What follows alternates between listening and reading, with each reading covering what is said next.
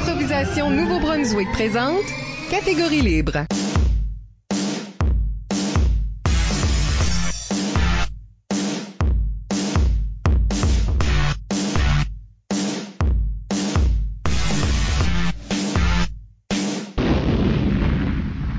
Bienvenue à Catégorie libre, l'émission qui vise à enregistrer des entretiens avec les improvisateurs et improvisatrices du Nouveau-Brunswick pour faire un survol de leur carrière et de leur démarche artistique, mais aussi débattre les grandes questions qui entourent le jeu de l'improvisation. Au microphone, Michel Albert et avec moi en studio, ma co-animatrice, Isabelle Gauguin. Allô. Catégorie libre est une production d'improvisation Nouveau-Brunswick que vous pouvez écouter sur iTunes ou YouTube en version podcast ou en version raccourcie sur les ondes d'une radio près de chez vous comme notre partenaire principal CKUM le 93,5 FM à Moncton. Notre invité aujourd'hui est Régent Laplanche Claveau. Régent Claveau voit ses débuts en improvisation au primaire en Ontario et au secondaire à Fredericton, mais c'est vraiment au sein de la Ligue d'improvisation du Centre universitaire de Moncton qu'il fera sa réputation.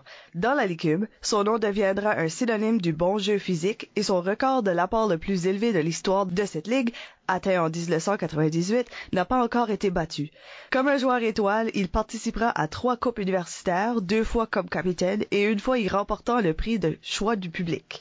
Il sera aussi coordinateur de cette ligue et y réalise sa vision d'investir les ressources de la LICUM dans les tournois provinciaux des équipes secondaires, la Gogoune dorée, pour mieux encadrer la relève de la province. Après son séjour universitaire, il fera un peu d'impro au Québec dans une ligue civile, mais se dévouera surtout à sa carrière en communication. À Musique Plus, il deviendra animateur à l'émission 1, 2, 3 Punk sous le nom Régent Laplanche, mais de retour en Acadie depuis l'an dernier à l'émission Méchante Soirée à Radio-Canada. Régent Claveau, bienvenue. Bienvenue. Hey, merci.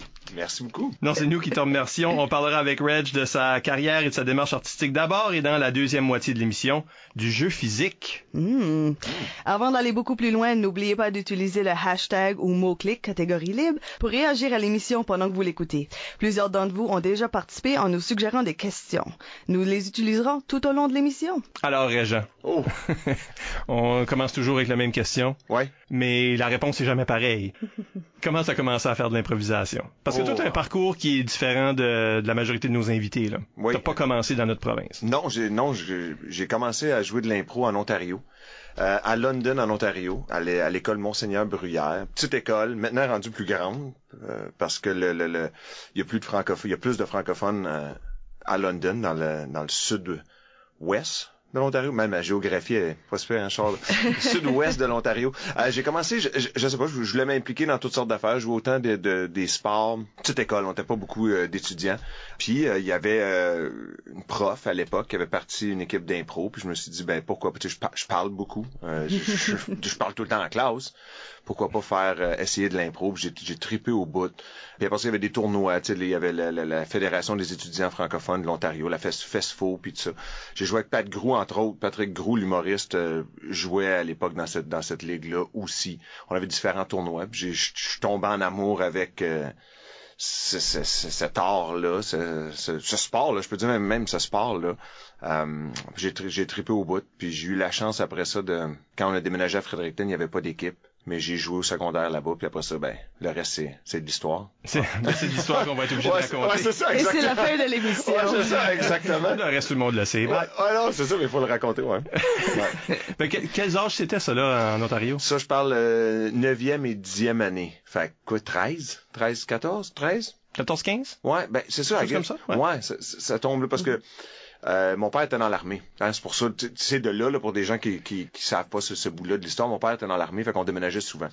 Puis, fait que j'ai fait 9e, 10e à London, 11, 12 à Fredericton, à l'école Sainte-Anne. Qu'est-ce qu'il y avait en termes d'impro, là, à ce moment-là? Maintenant, ils ont une équipe. Oui. Du secondaire, mais à ce temps-là, là, c'était pas quelque chose que non. On les voyait pas à des tournois, non? Non, pas en tout. On jouait vraiment, on a joué sur les heures du midi, des petits matchs comme ça pour l'école. Mais non, on jouait pas contre d'autres écoles. Vraiment, ça a été. C'est pour ça que c'est un peu fou parce que je pensais en m'en venant ici, ben, au Nouveau-Brunswick, que ça allait prendre une petite, tu sais, je me disais, bah, ok, s'il y a de l'impro en Ontario, quand c'est encore plus minoritaire le côté francophone, ben, quand je vais arriver à Fredericton, il va y avoir une plus grosse plateforme pour ça. Finalement, ça a été le contraire, tu sais, il n'y avait pas, j'ai parti un peu, tu sais, avec dans les cours d'art dramatique, on faisait de l'impro, dans les, tu sais, le midi, il y a eu des matchs, vraiment juste à l'école, mais non, c'était bizarre de voir On participait pas à des tournois. C'était une très petite école aussi, là. Oui, ben c'est ça aussi. C'est une autre petite école. Maintenant aussi rendue plus grande, puis plus grosse. Puis comme tu mentionnais, maintenant font partie de ces tournois-là. Là. Mais non, puis après ça, en arrivant à l'université, ben là, ça a repris. Ça, c'est 1994? 1994. Jeez. 1994, c'est comme ça fait quasiment mal de le dire. De juste le dire. Oui. Écrivez dans les commentaires si vous étiez né. Qu'est-ce que vous faisiez? Ouais, ça fait encore plus mal.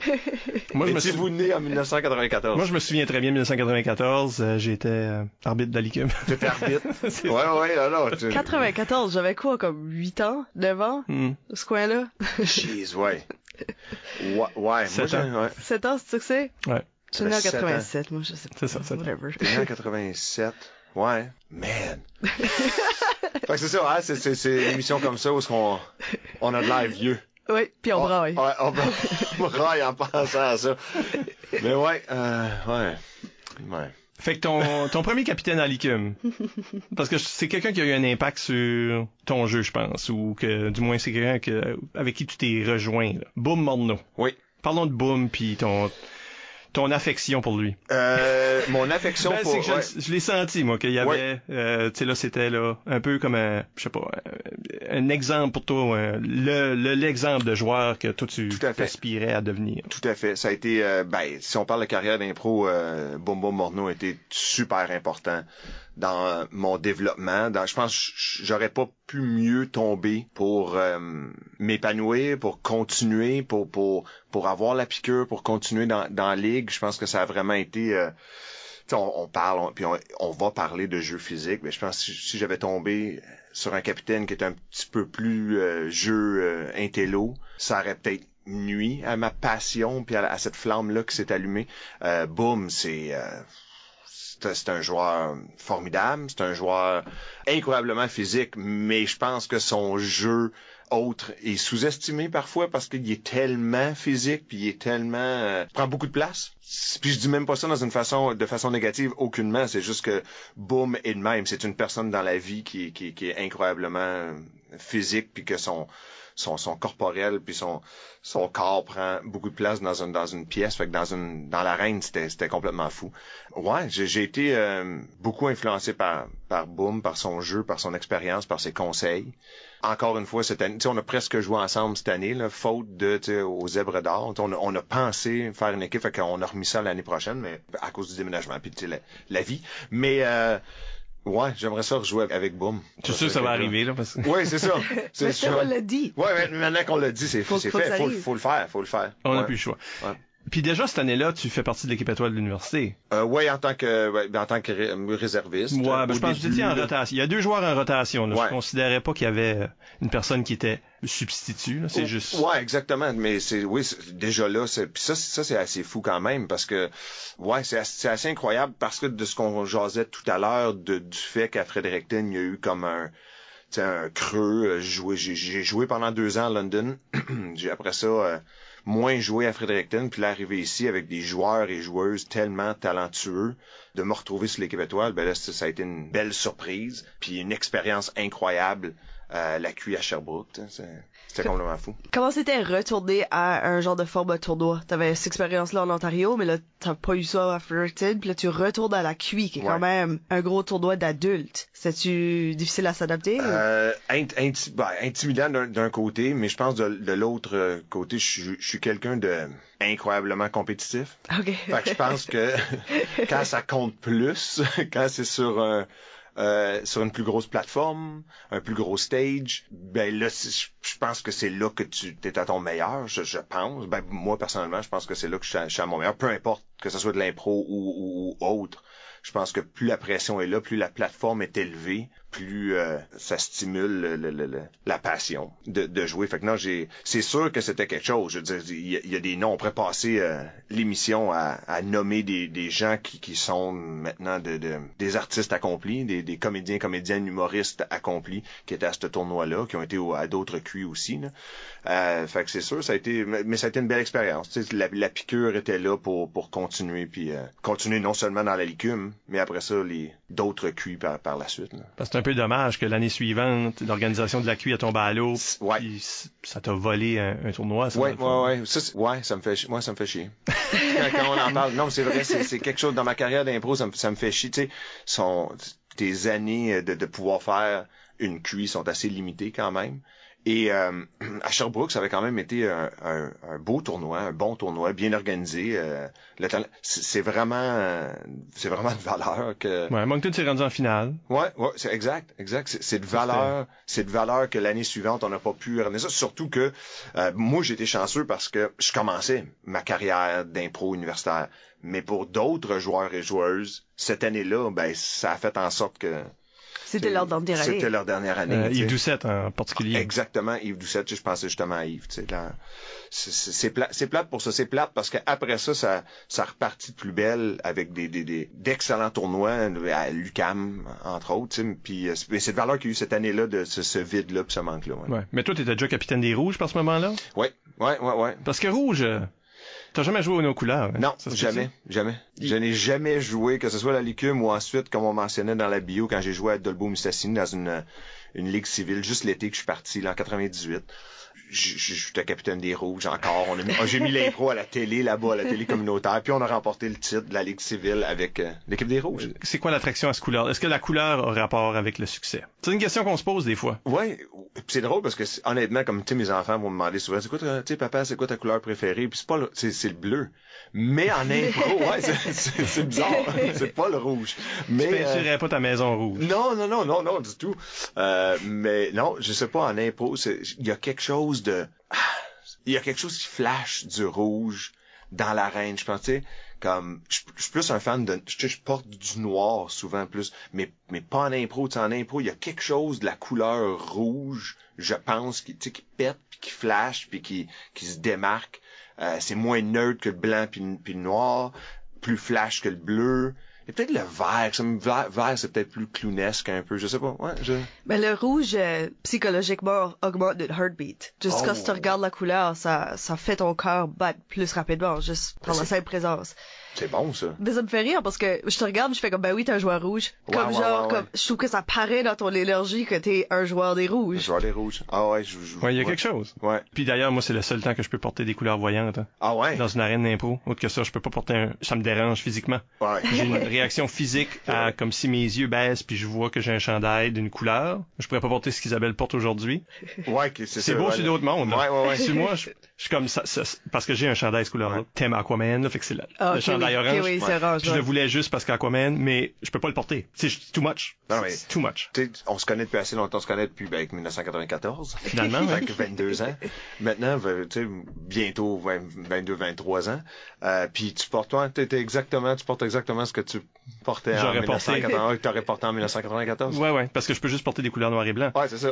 Faut que ça me dérange. Dans l'arène, ça me dérange pas. T'as raison, il y a comme quelque chose d'autre dans... Mais tu portes bien le noir et blanc dans l'arène aussi. Parce que t'as été... Bravo. J'ai joué ces couleurs-là le aussi. meilleur arbitre ever. Ah oui, t'as raison. Ouais, dans ce rôle-là. Mais je dis pas que t'as raison que j'étais le meilleur arbitre. Ouais, mais dans ce rôle-là, tu portes bien le noir et blanc aussi. Parlons de 97, parce que t'as mentionné la QI du CAM. Ouais. Moi, je vous entraînais à ce moment-là. C'est ce que j'appelle une de mes meilleures expériences c'est peut-être ma meilleure expérience de QI à vie. Ouais. Pour toi, comment est-ce que c'était? Encore une fois une finale. Encore une fois une finale. Encore une fois une défaite crève-cœur. Oui. Comment toi t'as vécu un des meilleurs moments de ma vie. Clairement, un des meilleurs moments artistiques de ma vie. Clairement, le meilleur moment d'impro de ma vie. Ça fait que ça prend beaucoup de place. Ces souvenirs-là prennent beaucoup de place dans ma vie, c'est sûr. D'être en finale contre l'UQAM à Montréal, dans un endroit... Je pense que tout était là, tous les ingrédients étaient là pour faire quelque chose de spectaculaire. Tu sais, l'endroit où on jouait est peut-être un des endroits les plus magnifiques pour jouer de l'impro. Tu sais, des gens tout le tour ou 80% tout le tour. La place est pleine. Il y a un jeu... Je pense que qui a été c'est probablement encore un méga débat dans le monde de l'impro. À l'époque, c'était le méga débat. Est-ce que l'impro devrait être plus théâtral? Est-ce que ça devrait être plus punchy, joke? Fait que nous on représente un peu plus ce côté-là. cabotineux un peu, tu sais, les punchs, le spectacle. l'UQAM représente plus le côté théâtral, où eux pensent que l'impro devrait aller. La foule est partagée dans tout ça aussi. Les juges penchent clairement sur le côté théâtral, je pense. À cette époque-là, le crowd penche plus de notre côté. Ça a été... Non, c'était magique. C'était magique. Il y a des certaines impros dans ce que je revois, comme j'y pense en ce moment. Là. Je me perds un peu dans mes mots parce que je suis en train de revivre le moment. On a sorti il y a eu des... Je sais pas combien de standings pendant cette finale-là. La foule est en feu. Je sais pas combien de personnes... Dans ma tête, il y a comme 500 personnes à peu près. Cette salle-là, c'est faite pour comme 500 personnes s'ils ont juste la section devant. Là. Ouais, mes parents sont en foule parce qu'ils habitent à cette époque-là, ils habitent à Saint-Jean-sur-Richelieu. Mon frère, mes parents sont en foule. Belle crowd. Beaucoup d'anciens lécumiens aussi étaient présents. Ouais. Qui avaient juste comme, soit qui vivaient à Montréal ou qui avaient descendu pour ça. Ouais. C'était l'énergie. Je me souviens d'avant. Je me souviens de parler avec l'équipe. Je me souviens de pendant. La déception après, mais en même temps la fierté. C'est pas facile de battre l'UQAM. Puis il y avait des joueurs solides à cette époque-là. Il y a deux choses que j'aimerais qu'on parle de par rapport à cette coupe-là. Ouais. Une des choses, c'est deux choses qui vont parler de ton style en tant que joueur. Parce qu'on n'a pas vraiment décrit quelle sorte de joueur t'étais. Là, on veut se garder pour joueur physique. Qu'est-ce que ça veut dire dans la deuxième partie? Ouais. Ça habite pas mal ton être, ça, là, cette description-là. Mais une, c'est l'improvisation qu'on appelle le soldat. C'est une improvisation qu'on a discutée dans le passé sur le blog d'improvisation de Nouveau-Brunswick, si les gens veulent fouiller ça. Ouais. Parce que il y avait quelque chose d'intéressant là, mais c'est aussi une improvisation qu'on a répétée plus qu'une fois. Parle-nous du soldat, parce que c'est toi le personnage principal là-dedans. Toi, c'est drôle que tu parles ça. Il y a deux impros que je me souvenais, là, puis il y a My Girl, puis après il y a le soldat. Il y a une autre affaire avec la pêche, avec Sam aussi, puis les poissons, puis ça c'est incroyable aussi. Mais ouais, le soldat. C'est plus une histoire pour Sam. Ça. Oui, c'est ça, c'est plus une histoire pour Sam. mais c'est dans les impros tantôt quand je parlais de la cuite, je revoyais ces moments-là. Ouais, le soldat c'est incroyablement physique. On parle à peine. Je pense que on parle au début, puis une shot au début, une shot à la fin. Je pense qu'on l'a joué à la perfection à la cuit, à l'UQAM.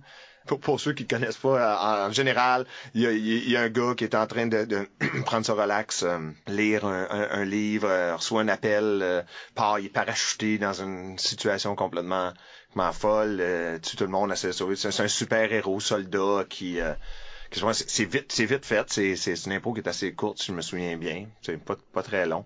Puis non, mais dense. Mais tellement intense, c'est ça. Ouais, après je me souviens de juste comme presque c'est comme si tu zones out, tu te réveilles comme qu'est-ce qu'on vient de faire là, tu sais.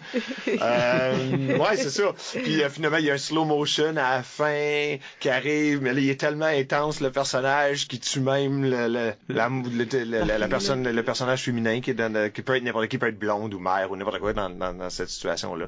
Puis qui revient après ça et reparachuté et juste orly. Puis dans le fond c'est l'image de cette impro, c'est est-ce que ça se passe vraiment ou c'est juste qu'est-ce que le personnage est en train de lire. Tu sais, ça a le double sens. En gros, c'est ça. Est-ce que c'est juste qu'est-ce qu'il est en train de lire? Il est-tu en train de lire une bande dessinée remplie d'action, soldat militaire, ou est-ce que c'est vraiment un agent en secret là? Parce que t'avais fait une écho de ça, là, une version de ça à l'ICUM. Oui, exactement. Ce genre d'idée-là. Oui. Puis là, à la cuit, vous avez refait l'idée, si on veut. Oui. Puis là, t'as ajouté, il restait du temps, je sais pas, mais t'as ajouté l'élément où tu recevais de nouveau un appel, puis là, t'allais, puis tu commençais à cuire des œufs. Oui. Puis ça, t'es revenu de cette impro-là, je me souviens, puis c'était comme...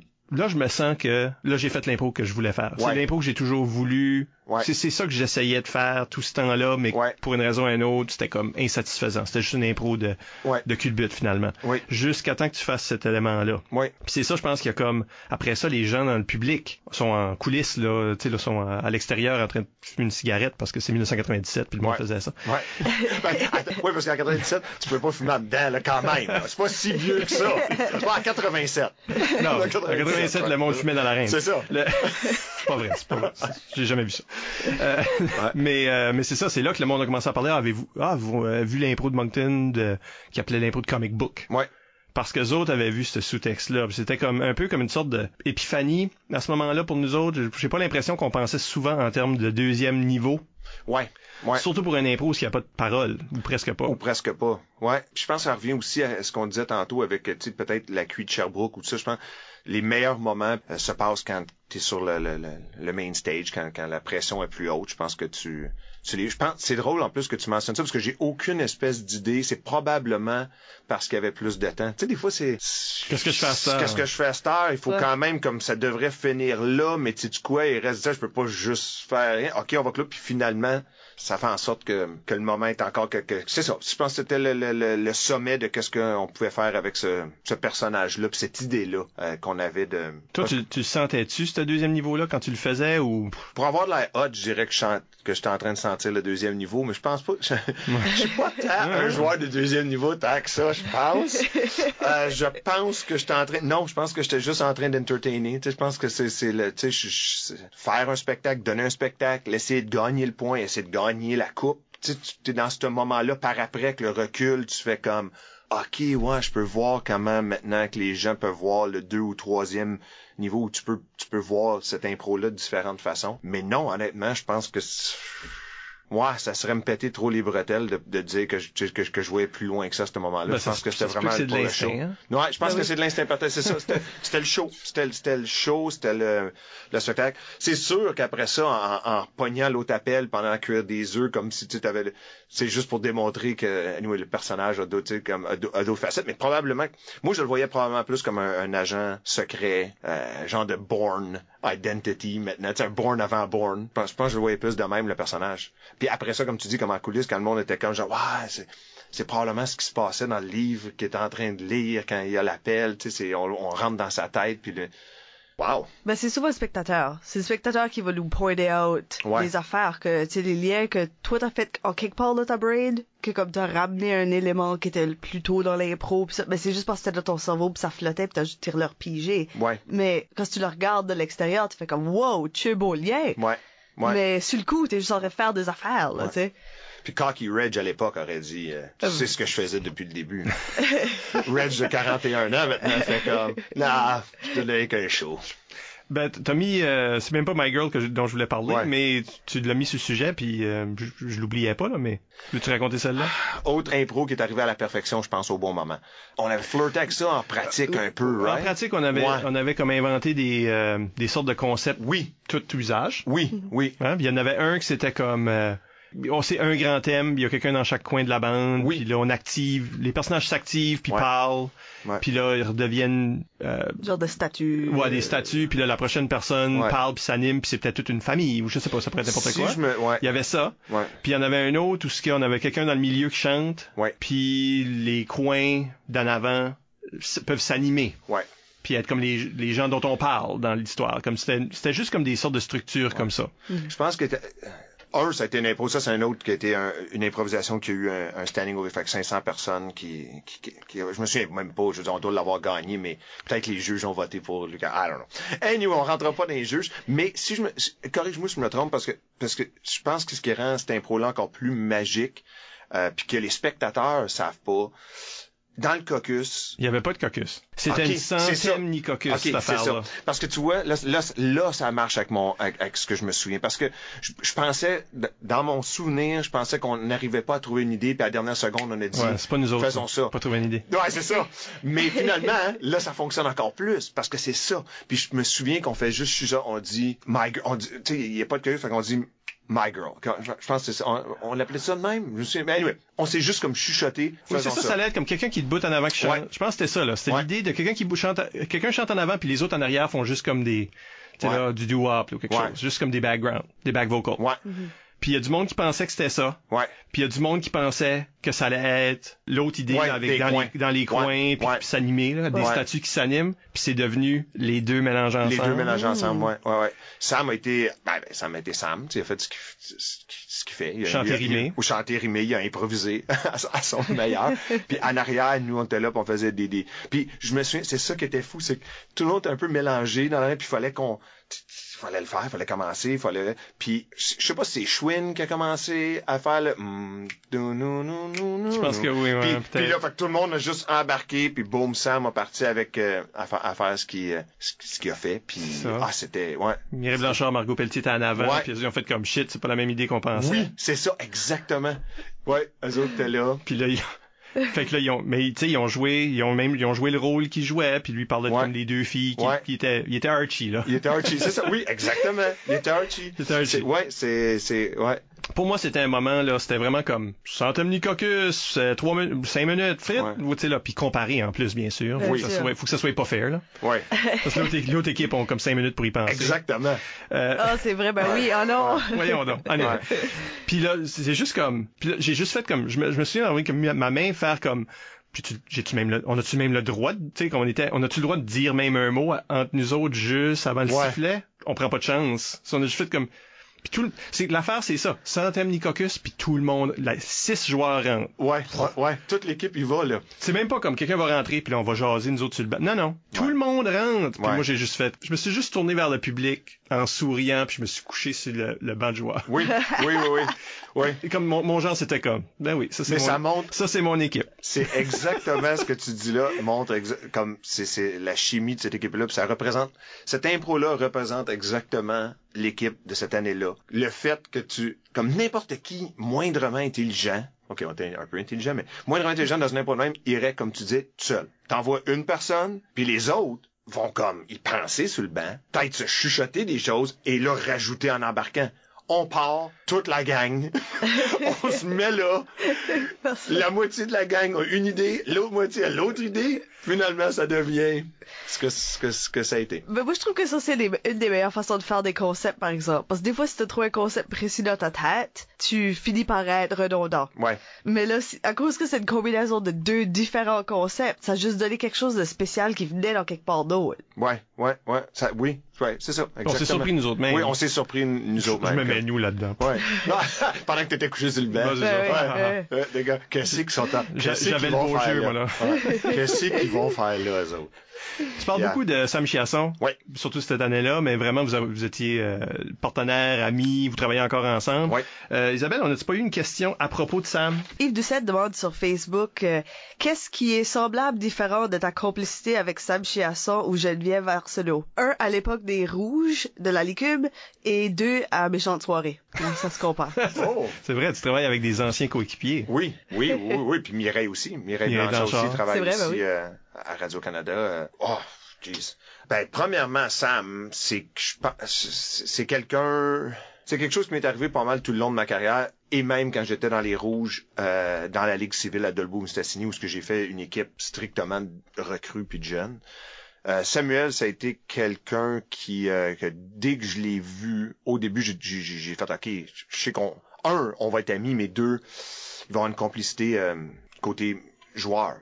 Nos styles de jeu vont être compléments, c'est certain. J'aime dire, je sais pas si c'est le même que on voit ça, mais j'aime dire que j'ai pris comme Sam un peu sous mon aile. J'ai essayé de l'amener, je voyais en lui quelqu'un qui pourrait peut-être nous amener justement à, de 1, avoir du fun incroyable à l'écume, mais de 2, peut-être soulever finalement la coupe. T'sais. Tout ce que je viens de dire là à propos de Sam est exactement ce que je dirais de Chicks, de Geneviève. Elle, quand je l'ai vu arriver, c'était exactement la même chose. J'ai fait comme, oh my God, elle pourrait peut-être être la meilleure... J'haïs mettre, on va le dire juste parce que c'est des gars pis des filles. Fait qu'on va dire gars pis filles, mais j'haïs dire... mettre en catégorie, mais elle pourrait être la meilleure fille que j'ai jamais vu jouer de l'impro. Elle pourrait avoir ce potentiel-là. Toi, tu l'avais spoté au secondaire. Au secondaire, direct au secondaire, pendant une gougoune. J'ai fait, non, mais elle a tout. Elle est intelligente, mais elle a un jeu physique assez incroyable.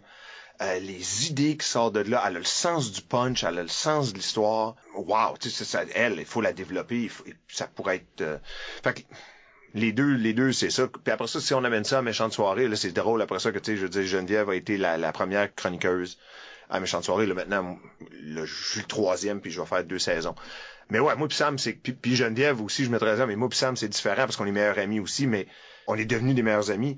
mais c'est que dans la vie ou dans l'arène, il y a pas de différence. Si on conduit, si on en char, on est en train de puncher puis bâtir des impôts dans l'arène, dans la vie, à méchante soirée, c'est juste une continuité de ce qu'on a commencé des années 90 dans l'écume, qui se continue maintenant, tu sais, en 2016. C'est juste la continuité de la chose. Hein, ouais. Fait que Yves, putain. Je sais même pas si ça répond à ta question. Je sais même pas. Je sais pas. Mais on parle de leadership. C'est une des choses que les gens se souviennent de toi, c'est que tu étais un leader.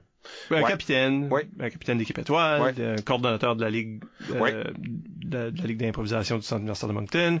T'as porté ces différents chapeaux-là. Puis une des choses que les gens racontent encore, c'est ta capacité de, comme les discours d'avant-match. Ou même de mi-match, parce que l'autre histoire de 97 que j'aurais peut-être compté, c'est la demi-finale difficile. On a eu une demi-finale avec l'Université de Montréal. Après une période, c'était 3-2 pour nous autres, genre. Mais ça aurait dû être mieux que ça, basé sur, tu sais là, juste ce qui se passait dans l'arène. Nous autres, on était en train de sous-jouer. Puis ces moments-là, là, comme qu'est-ce qu'un capitaine peut dire à son équipe?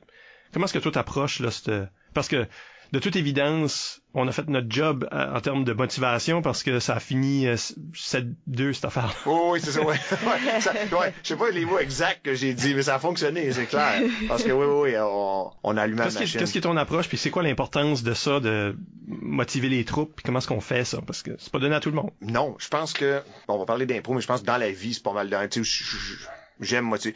Je vais jamais même prétendre que je suis le meilleur.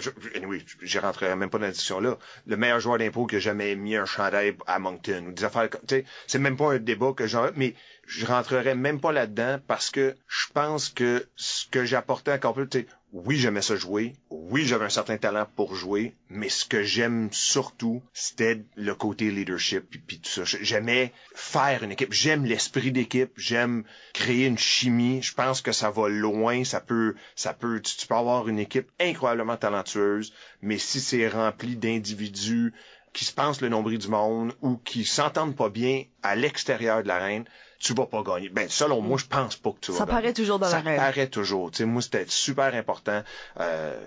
Si on pense juste au party qu'on faisait, on était tout le temps ensemble. C'était pas juste une gang qui se rassemble pour jouer de l'impro. On était des amis que ça donne jouer de l'impro ensemble. Fait que ce côté-là me stimulait encore plus, me motivait encore plus que même le jeu. Ça me dérange même pas d'être assis sur le banc. On pourrait raconter des impros que j'étais sur le banc puis je vois les autres aller puis je suis super fier. Puis que anyway. Fait que pour arriver à ça, je pense que c'est ça que ça prend à m'animer. C'est ça dans une équipe, que ce soit une équipe sportive, que ce soit une équipe. Je faisais la même chose avec mes équipes de télévision à Musique Plus. Je fais la même chose avec l'équipe de Méchante Soirée. Juste des fois, des petits speeches de motivation juste pour se donner un petit coup de pied dans le cul, sans descendre personne. Il faut jamais que ça soit de la motivation, pas un ton condescendant, pis ça. Puis je pense que, tu l'as bien expliqué tantôt, on était en train de gagner 3-2, je pense, mais on jouait 0 à la hauteur qu'on devrait à ce moment-là. On s'amusait pas assez. On était vraiment, je pense, trop nerveux, trop stiff. On laissait pas.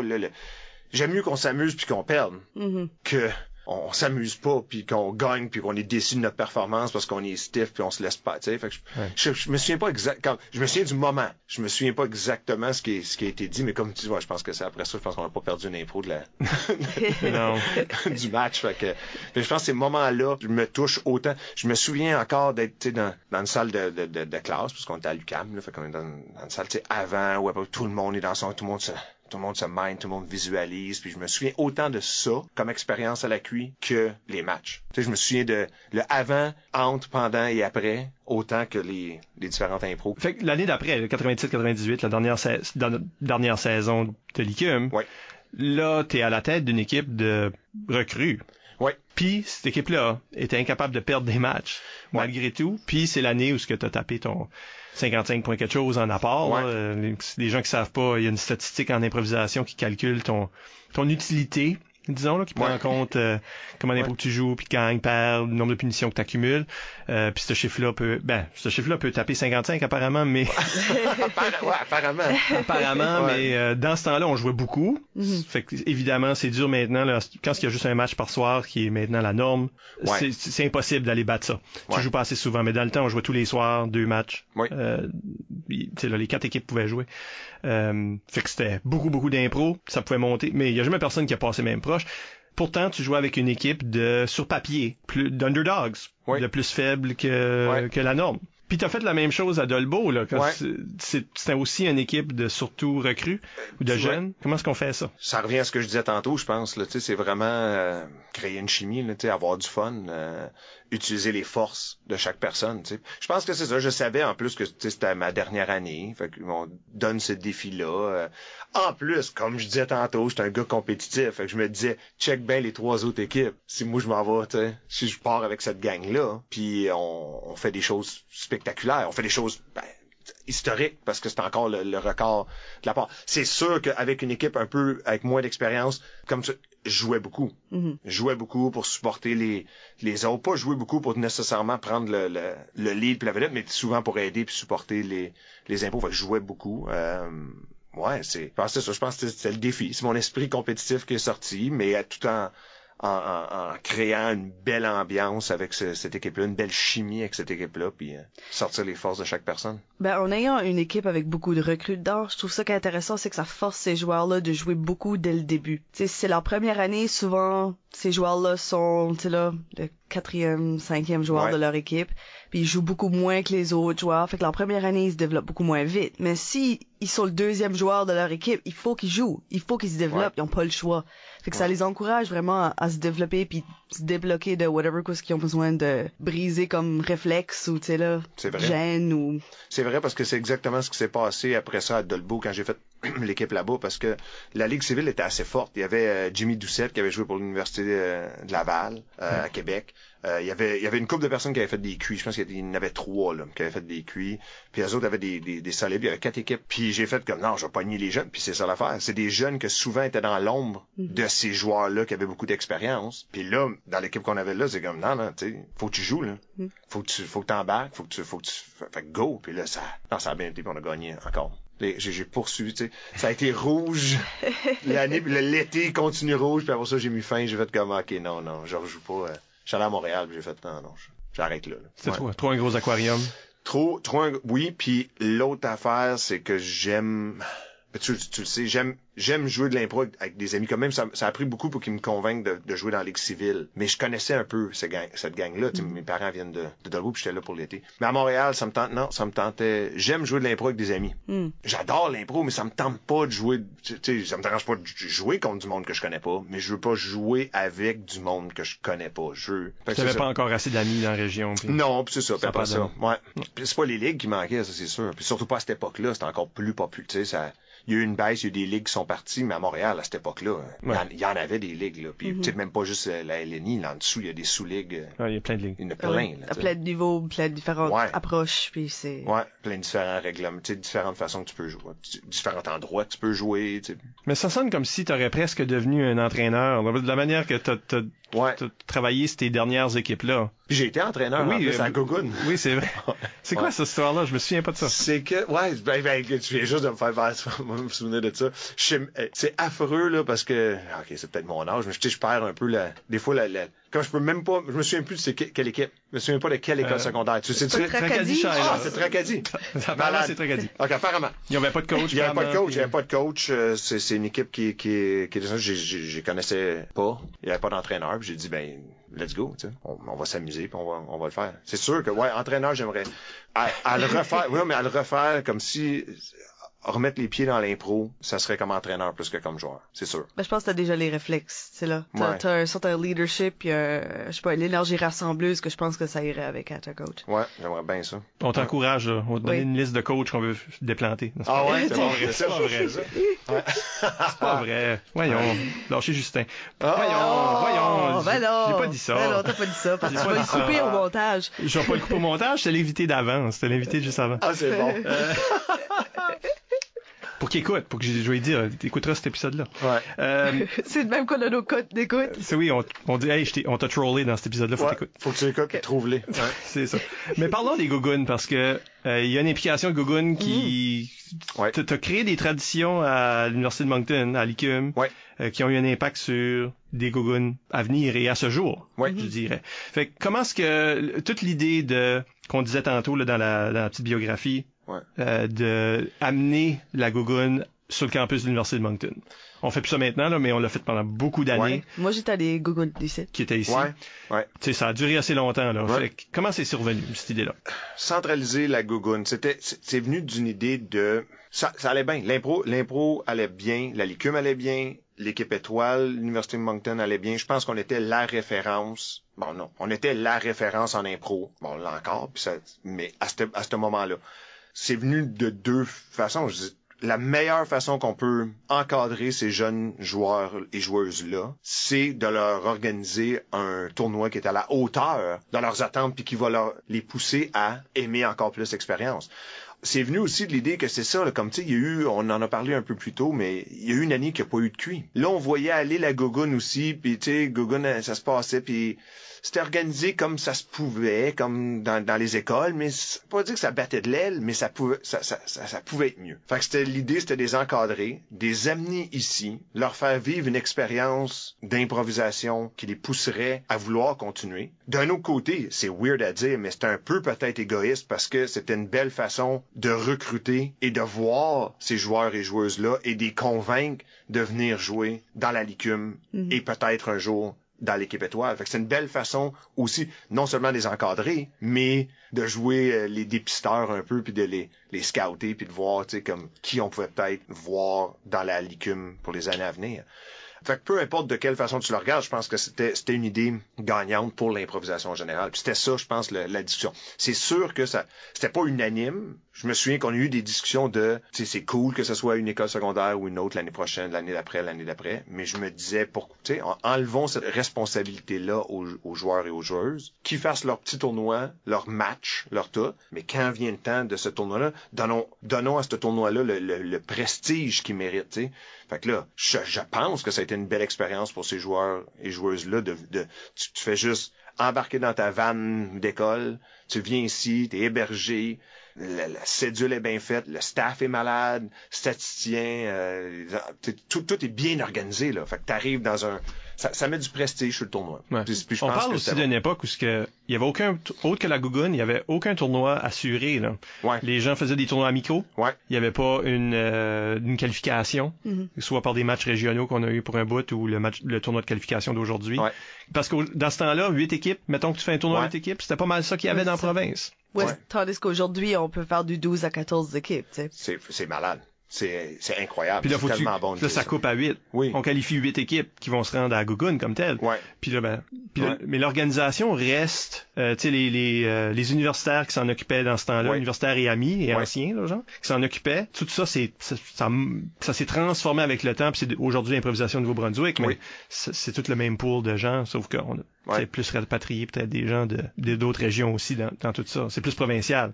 Mais ça vient de ça, dans le fond. Ouais, je pense que c'est une belle façon je dis encadrement depuis tantôt, mais c'est ça, c'était une belle façon de s'assurer que les joueurs et joueuses allaient évoluer aussi. Fait que s'ils pratiquent chacun leur bord, ils font des tournois non officiels ou des matchs, mais quand ils arrivent ici, ben, tu sais que l'arbitre, ça va être de qualité. Les prix vont être de qualité, l'encadrement va être de qualité, l'horaire, les juges, tout va être, fait qu'eux autres, ils ont juste à venir, à s'amuser, à jouer, puis à évoluer. Ben, je pense que beaucoup de ces choses-là, quand t'es mis en place, c'était les bases pour ce qu'on a aujourd'hui, surtout comme en standardisation, en mettant une valeur sur des procédures, des structures, la responsabilité d'avoir des choses de qualité puis bien faites.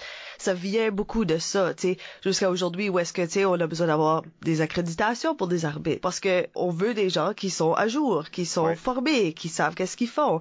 Pour ces raisons-là, on veut que ces joueurs-là évoluent puis se développent puis qu'il y ait un plan d'égalité quand ils arrivent au tournoi. Oui. Parce que pas toutes les régions ont tous les bénéfices de chacun. Tu sais, il y en a beaucoup qui sont très chanceux, qui ont du monde qui montent dans la région régulièrement ou ont beaucoup de monde dans la région pour les aider à se développer. Mais il y en a beaucoup qui n'ont pas ça. puis que ces tournois-là sont cette source principale de cet apprentissage-là, mais de cette expérience-là. Ouais. Puis même pour juste recevoir la piqûre. Ouais.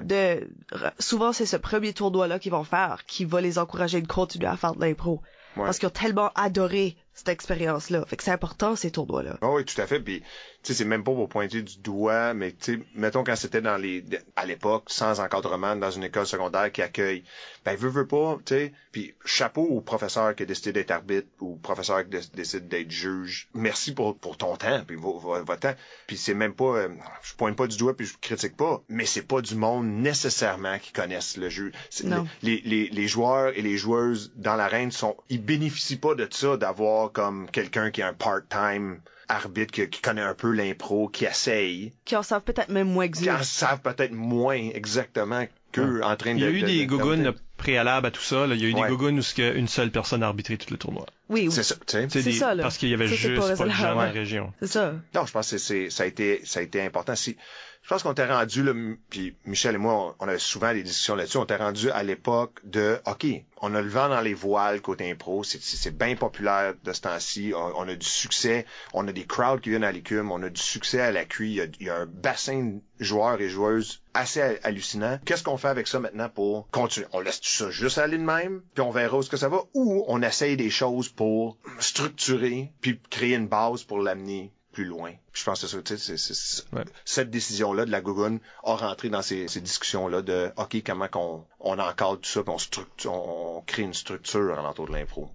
Puis je pense que peut-être sans ça, ça aurait pu facilement aller en déclin, vraiment rapidement. Oui, ça se peut aussi. Ça se peut, on sait pas, c'est ça. Mais, ça aurait pu être très fragile, là, on sait pas. Ouais. Puis c'est là encore très fragile. T'sais, on oublie, tu sais, là, comment vite que, tu sais, ça prend juste une erreur commise dans un tournoi à quelque part, puis tout d'un coup, on a plus accès à plein de choses. Ouais. Tu sais, là, c'est fou à quel point c'est délicat, puis dans ce temps-là, c'était extra délicat. Ouais. Tu sais, là, c'est juste, on donnait la responsabilité à whoever qui décidait de la prendre. Il y avait pas quelqu'un qui gérait ça, tu sais. C'est une belle époque, on était chanceux. Moi, j'ai dit, comme toute ma carrière dans l'écume, t'es chanceux. Même l'année où on n'a pas pu jouer dans une vraie salle, qu'on jouait dans un genre de sous-sol. Ah oui, tout à joué dans le sous-sol. Il y avait pas d'alcool. Il y avait pas d'électricité. Il y avait du monde pareil. Oui. Il y avait du monde pareil. On était vraiment chanceux pendant ce temps-là d'attirer des belles foules les lundis soirs à l'Osmose et aux autres endroits. Mais je me souviens, des bons souvenirs, l'Osmose, ça s'est plein. C'est capitalisé sur cette notoriété-là pour aider le restant de notre réseau. Il y a une autre tradition que tu as partie, cependant. Je vais laisser Isabelle lire la question à Martin Savoie, parce qu'il a posé une question spécifique à ça. OK. Dans le petit Albert, t'es associé à la création du prix de plombier des tournois secondaires. Prix qui est devenu une façon de récompenser les héros obscurs dans les tournois d'une certaine façon. Qu'est-ce qui, à l'époque, avait motivé la création d'une telle récompense? Oh, wow. Parce qu'on donnait encore plombier. Ouais. C'est quelque chose qui est important. Wow. C'est quelque chose... L'Université de Moncton donne une bourse aux plombiers de la Gougoune. Depuis une couple d'années. Ouais. Là, j'ai des frissons, là. Plombier, c'est quelque chose. J'y pensais même plus. C'est vrai. C'est comme vous me rappelez j'ai des frissons, là, même. Puis savoir, en plus, que ça existe toujours. Wow. Puis que, autre affaire, je pense que ça revient encore à cette époque-là, comme je disais, on était pas juste une gang qui se réunissait pour jouer de l'impro. On avait le côté social, on était des amis, puis on jasait beaucoup de différentes affaires. Puis tant qu'à amener l'impro, la Gougoune ici, puis de l'encadrer, c'était de trouver différentes façons de récompenser différents joueurs. Tu sais, j'adore. Tu sais, j'ai moi-même été choix du public ex aequo avec Sam à Winnipeg, à QI, la dernière QI que j'ai faite. Ça, je trouve que c'est un prix super important aussi. L'étoile, c'est super. Mais là, le plombier, c'était qui travaille fort dans les coins. Tu sais, c'est un peu le côté, l'analogie du sport. Là, mais tu sais, qui travaille fort dans le coin, qui sort la POC là, quand il y a un scrum, qui travaille fort pour son équipe, puis qui fait avancer les matchs, les idées, les histoires, sans nécessairement être la personne qui punch le plus ou qui évidemment peut-être est supérieure en termes de talent. Peut-être quelqu'un qui juste se donne, tu sais, quelqu'un qui se donne, quelqu'un que tu vois qui est passionné pour le jeu. Tu sais, genre de personne que personne veut aller pour une chantée, puis la personne est comme alright. je vais aller à la faire, puis se débrouille bien, puis gagne peut-être le point, puis tu vois des choses comme ça. Je trouve que c'était une autre façon de récompenser les différents joueurs. Puis c'était le fun parce qu'après, comme on a eu cette idée-là, puis là on était comme, OK, ça va-tu être évident de trouver la personne? Je me souviens de ça. Je me souviens, OK, c'est bien beau avoir l'idée, mais après ça, comme tu sais... Parce que le terme vient du hockey, là. Le terme vient du hockey. Ça vient du hockey. Un plombier, c'est... Plombier, on le sait. C'est pas nécessairement le capitaine. C'est ce pas jobber-là. C'est ce jobber-là. Ça va-tu être évident de trouver une personne dans un tournoi qui se surpasse? Ça va-tu juste être un prix qu'on donne pour donner? Puis finalement, je me souviens la première fois qu'on fait... Tout le monde, comme ceux qui avaient qui prenaient cette décision-là, on était une couple, puis là on le regarde, puis tout le monde avait la même. C'était même pas un débat, c'était pas comme telle personne puis telle personne. C'était unanime. C'était comme, je me souviens de la première fois, ça c'est sûr que c'est le plombier du tournoi, faut y donner. Fait que là on a fait comme ok, c'est beau, c'est un bon prix, puis c'est une belle façon de récompenser. Je pense que c'est important dans n'importe quoi, d'avoir une reconnaissance. Je pense que c'était juste une autre belle façon de donner un autre prix individuel à quelqu'un qui le mérite. Ouais. Ben surtout que dans le temps, tu sais, c'était beaucoup plus axé sur le punch que tout de suite. Ouais. Fait que tu sais, les étoiles auraient toujours été remis à probablement du monde qui était plus, tu sais là, performance et tu sais là, puncher. Même chose avec le choix du public. Tu sais, veux pas. C'est ça qui arrive souvent. Puis plus utile tombe là-dedans aussi. Plus utile tombe là-dedans aussi, c'est ça. Fait que dans le temps, surtout, ces prix-là allaient juste pas être remis à ces personnes-là.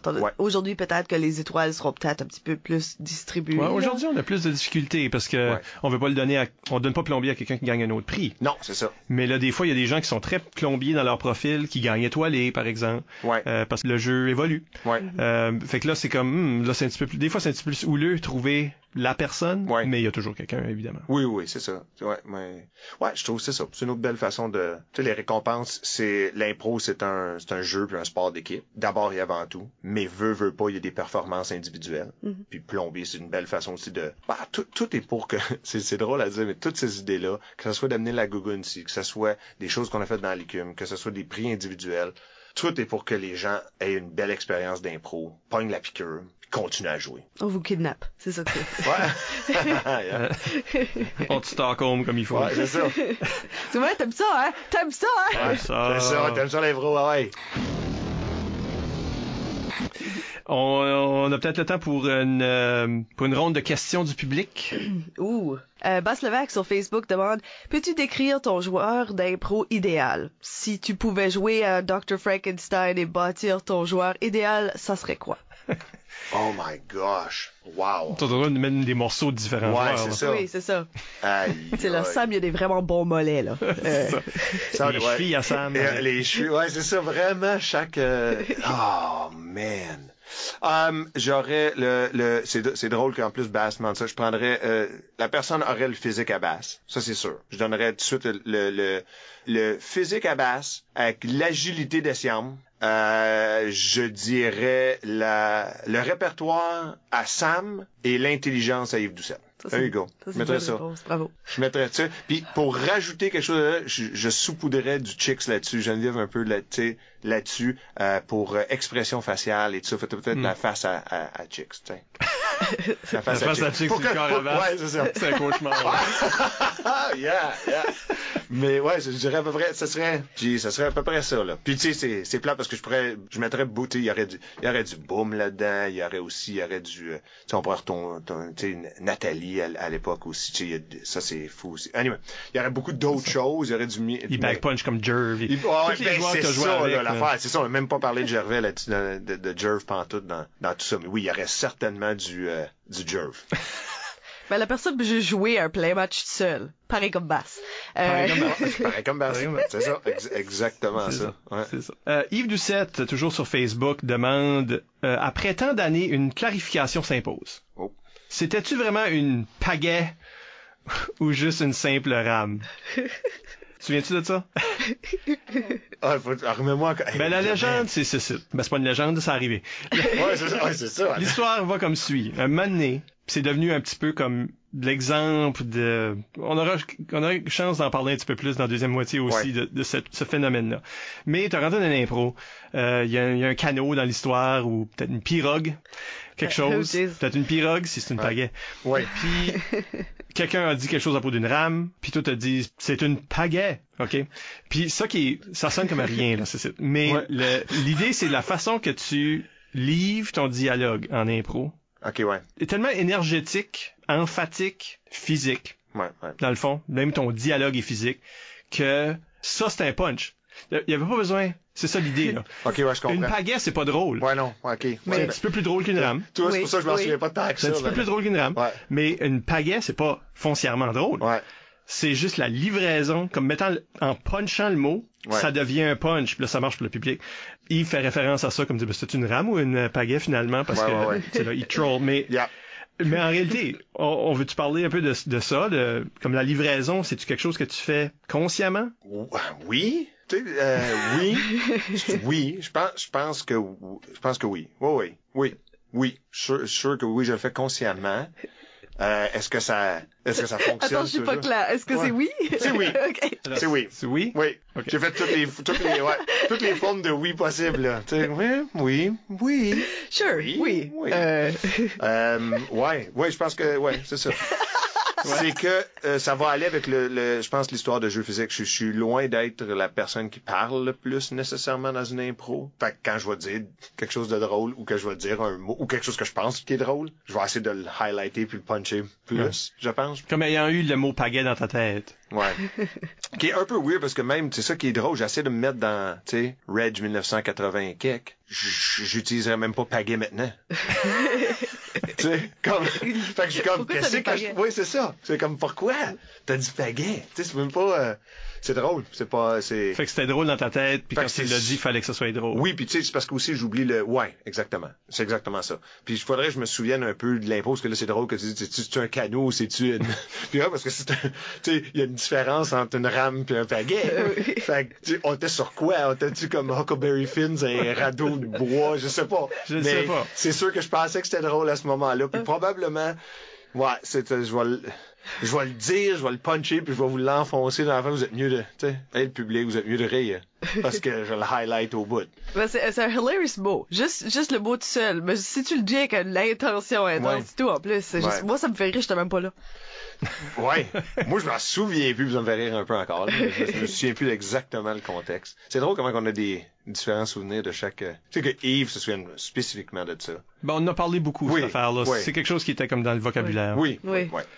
Ouais, c'est plus devenu ça que Ben, même on se souvient de l'impro. Ouais, on se souvient pas de l'impro, on se c'est ça. souvient juste. Ouais. De la ben, juste le fait que moi, je sais exactement qu'est-ce qu'il veut dire par une pagaie. Tu sais, ne t'ayant pas vraiment rencontré beaucoup dans la vie. Ouais. Puis, j'étais-tu né? Je suis pas sûre que j'étais né. T'étais Ben oui, je vous troll. OK, on va prendre une petite pause et au retour, on parle de jeux physiques avec Régent Claveau. Restez là. On est de retour, Michel Albert au microphone avec ma co-animatrice Isabelle Gauguin Allô? et notre invité de la semaine, du jour, de l'émission, Régent Claveau. Bonjour. On parle de jeux physiques, depuis tantôt qu'on dit que c'est comme une de tes expertises, ou du moins. Puis pour lancer cette conversation-là, il y a une question je pense, qui nous lancerait dans le vif du sujet. Absolument. Ça vient de Martin Légère sur, en personne, il nous a dit ça dans notre salon. C'est ça. Il dit, tout le monde est un joueur physique parce que tout le monde a un corps. Alors, qu'est-ce qui rend un joueur physique? Wow, Qu'est-ce qu'on c'est veut bon. dire par joueur physique, Ouais. dans le fond? Parce que, effectivement, on fait toutes des expressions. Puis Tout le monde fait des expressions. Je pense que ça va au-delà de l'expression faciale. Je pense qu'on parle physique, c'est, j'allais dire le bas du corps, mais peut-être des épaules en descendant. Mais tu sais, la tête rentre là-dedans. Mais je pense qu'il faut enlever pas mal les expressions de la face. Je pense que c'est le corps en entier, puis les mouvements, c'est de prendre de la place, justement, avec son corps, bouger beaucoup dans l'arène. Quand on parle de physique, il y a beaucoup de mouvements, pas juste de ton corps, puis de tes bras, puis de tes jambes, mais tu sais, de te promener beaucoup, d'utiliser l'espace de l'arène énormément. Je pense que tout ça englobe le joueur physique, parce que c'est vrai que tout le monde a un corps, puis tout le monde... Mais je pense un des joueurs les moins physiques que j'ai jamais vu de ma vie, c'est Pascal Gervais, Jerv. Il utilise pas... Puis quand il utilise son corps, ben c'est rare, puis ça ressort, puis ça clash. C'est un puis moment, c'est un là. moment. Oui. Tu sais, mais lui, il est vraiment dans juste, mettons, l'expression, puis juste ses back comments, si on veut, là. Tu sais, c'est juste ses répliques, puis ses lignes. ouais, tu sais. c'est un joueur qui commente il Ouais. commente un peu sur l'action, là. Ouais. Fait qu'il est il est vraiment une voix. Il pourrait juste être invisible. Il pourrait être invisible. Exactement, tu sais, puis le joueur physique est zéro invisible. Tu sais, c'est bon de dire, tu sais, fait que vu de même, c'est ça. C'est le joueur qui est zéro invisible, tu le vois. Puis ça a même pas rapport avec ta masse corporelle, ou ta grandeur, ou ton, tu sais, ou ta physionomie, là. Tu sais, c'est vraiment comment tu l'utilises. Tu peux être, tu sais, de n'importe quelle shape physique, mais c'est vraiment de comment tu utilises l'espace. Puis comment chaque chose, chaque action, même chaque ligne que tu vas dire vient avec un mouvement du corps et je pense que c'est ça. Il y a un problème de nomenclature parce qu'on dit joueur physique, mais on dit joueur verbomoteur. Joueur verbal, on dit ça. Ouais, on dit ça, joueur verbal, ouais. Joueur physique, joueur verbal, mais on est tous verbaux parce qu'on n'a pas le choix, puis on est tous physiques parce qu'on n'a pas le choix. Mais verbomoteur est une meilleure appellation parce que ça, c'est quelqu'un qui motorise ses improvisations largement par son verbal. Donc, il y a comme un... Il manque un mot. C'est ce que corpomoteur. Corpomoteur. Je sais pas, là. Physicomoteur. Physicomoteur. Il y a quelque chose, là, où ce que ton... Ouais, c'est pas juste physique puis... C'est qu'est-ce qui anime ton impro. C'est drôle parce que des fois on va aussi dire comme mettons si un joueur est plus c'est bizarre de dire ça mais tu sais le joueur c'est un joueur physique ou c'est un joueur intellectuel. Tu sais dans le cette sens position là est mean. Oui, tu sais. Oui, parce que je pense que tu peux être physique puis très penseur. Oui, exact. À l'inverse, tu peux comme blablaer puis être. Ça sous-entend aussi qu'un mouvement c'est pas un vocabulaire. En même temps, c'est vrai. Tu sais là, que si on est capable de grimper quelqu'un puis pas sacrer à bas là, ça il comprend son corps, il comprend comment bouger, comment fonctionner son corps pour qu'il exprime ce qu'il veut dire. C'est le même affaire qu'un vocabulaire de mots. Ouais. Aussi qu'il y a une expression, c'est pas juste bouger là, c'est tu fais de la ponctuation avec ton corps, tu fais. Tu sais là, chaque mouvement peut être une ligne. Ouais, puis le côté pour revenir à l'affaire d'intellectuel ou pas, puis c'est drôle parce qu'on prend un chemin puis on parle plus de physique, mais c'est comme il y a deux types de joueurs aussi. T'as la personne qui réfléchit à ce qu'elle va dire avant de le dire, puis l'autre personne qui fait juste dire. T'as ces deux affaires-là aussi. T'as la personne, il y en a. Puis moi, j'ai tout le temps pensé que je suis pas tant, que je fais juste dire. Puis c'est peut-être de là l'affaire de pagaie. C'est que je fais juste le dire. Je réfléchis pas tant, puis je fais juste dire ce qui me passe par la tête à ce moment-là, tu sais. Ouais. Mais je pense que même un joueur réfléchi peut être juste en train de dire. Oui. Puis, mais la réflexion vient d'avant. Tu sais, il y a une affaire. Puis je pense qu'un joueur physique peut être autant réfléchi qu'un joueur verbomoteur. Parce que ce que tu fais, ce que tu sais de toi-même, ce que tu essaies d'exprimer, le sous-texte que tu crées. Tu peux créer du sous-texte dans... Pourquoi est-ce qu'on ferait des mimés, là? Si on n'était pas en train d'exprimer de quoi avec ça? Comme le verbal n'est pas notre seul outil. Puis clairement, c'est des mots, c'est des termes qu'on met, là, autant de physique à n'importe quoi, mais il y a clairement différents types de joueurs. Peu importe, tu sais, c'est sûr, les termes sont comme... Tu veux pas que ce soit condescendant ou... tu sais, mais c'est... Peu importe comment tu l'appelles, t'as différents types de joueurs. Puis il y a rien que nécessairement wrong. Puis puis tout le monde est un diagramme de Venn et tout, là. Tout le monde a un petit peu de quelque chose, mais tu sais là, il y a des choses qui sont plus poussées que d'autres, là, tu sais. Un joueur, je vais aller plus loin, tu sais, je vais même le dire. Je pense que un joueur dit qui est plus dans sa tête, là, plus intellectuel versus physique, là, tu sais, comme qui est plus réfléchi, si on veut. Selon moi, va toujours être un meilleur joueur d'impro qu'un joueur physique. Le joueur physique va peut-être gagner le point parce qu'il va plus aller chercher la foule. Mais selon moi, tous les joueurs, comme pour moi, un joueur d'impro qui est plus dans sa tête, qui a plus de répartie, qui est moins physique, est un meilleur joueur d'impro selon moi. Essiam est malade parce qu'il combine vraiment bien les deux. Selon Puis on n'a moi. pas parlé de ta dernière année tant que ça dans l'ICUM tantôt, mais une des choses, moi, que... Tu sais, parce que tu sais, là, en tant qu'entraîneur, je pousse les joueurs pas mal. Puis le fait que tu te résumais à un joueur physique, ça me dérangeait. Oui. Parce que je savais que tu peux faire d'autres choses. On parle, puis je sais que tu as plus de tête que qu'est-ce que tu mets dans l'arène. Tu sais. Puis la dernière année, c'est vraiment le moment où j'ai senti que, peut-être parce qu'il fallait que tu joues plus, parce qu'il fallait que tu aies encore tous ces jeunes-là, mais que tu allais faire toutes les catégories, que tu allais faire les choses qui te rendaient inconfortable avant. Oui. Parce que est-ce qu'il y a un inconfort par rapport au verbal pour les joueurs physiques ou qui se sont vraiment spécialisés, si on veut? Y a-tu après ça, ou du départ, une insécurité par rapport au verbal? On voit ça des fois des joueurs là, qui ont juste pas les mêmes capacités de vocabulaire, puis le fait que là, qu'il y a à se cacher dans le jeu physique. Ben je veux dire oui, il y a un inconfort. Si c'est quelque chose, c'est une porte qu'il faut que tu te brises, c'est un mur, faut que tu défonces, mais oui, parce que c'est pour ça que ça revient tantôt que je disais, l'improvisateur avec la répartie qui est plus dans sa tête, selon moi, est meilleur qu'un joueur physique parce que le joueur physique, une fois, si t'as ça, tu peux toujours t'en sortir avec ça. Et là, ça devient aussi un piège parce que tu tombes toujours à ça, parce que c'est gagnant, c'est winner, ça fait rire le public, puis si tu l'as, c'est plus facile, comme c'est plus facile pour moi de faire quelque chose de drôle physique qu'aller trouver nécessairement une réplique, donc parce que c'était la réaction première, c'était juste plus naturel. Ben, je pense que à la base, on pense à de l'impro comme quelque chose de très verbomotrice, juste de base, que je pense que ça, c'est la norme, puis le physique est juste comme l'autre option, on dirait. Ouais. Puis je pense qu'à cause de ça, on pardonne plus des joueurs verbomoteurs qui essayent de faire du physique, puis ça marche rien qu'ok. Yeah. On pardonne ça beaucoup plus vite qu'un joueur qui est très physique, qui essaye de faire plus quelque chose de verbal, puis qui réussit un right. On pardonne ça beaucoup, beaucoup moins. Vous touchez un peu là, la question à Yves Doucette sur Facebook à ce sujet-là. Là, être un joueur plus physique, c'était un choix ou ça se fait naturellement? Est-ce que le joueur physique, c'est inné, cette affaire-là? Est-ce que Régent Claveau, Christian Sian, Boum Morneau, c'est du monde qui aurait été physiquement drôle, impro. Peu importe. Ben, moi, je pense que oui. Vous avez ça déjà? Je pense que oui. Je pense que ça vient... c'est pas vraiment quelque chose qui se développe. Ce que tu comptais, tu racontais là, c'est exactement ça. C'est comme si l'impro, à la base, c'est plus le verbomoteur, puis le jeu physique, c'est comme juste un side atout, là, c'est comme ça, un special force, là, un petit special power. Je pense que c'est ça. Je pense que ça se développe pas tant que ça. Je pense que tu l'as. Puis si tu l'as, ben là, il y a deux affaires qui peuvent arriver. Soit tu l'utilises trop, en voulant dire tu tombes dans le piège puis tu développes pas tout le reste de ton jeu, ou tu l'utilises à sa juste valeur puis tu développes le reste puis tu t'essayes d'autres choses. Ça me fait toujours penser à la fameuse, tu sais, comme quand un chanteur ou une chanteuse fait un chanté, tu sais, comme quand Natacha Saint-Pierre avait fait une impro chantée puis elle avait perdu, tu sais. C'est génial à dire, mais c'est arrivé. Tu sais, ce fameux, c'est ça, là. D'avoir dans ton équipe d'impro quelqu'un qui chante bien, quasiment automatique qu'il faut que tu l'envoies, tu sais, comme genre, ah ben toi, tu chantes dans la vie, tu es chanteur, tu veux être chanteur dans la vie, ben, il va faire la chanter. Mais c'est pas juste aller dans l'arène pis chanter, comme, faut que tu entertaines, faut que tu bâtis de quoi, faut que tu... Fait que c'est ça.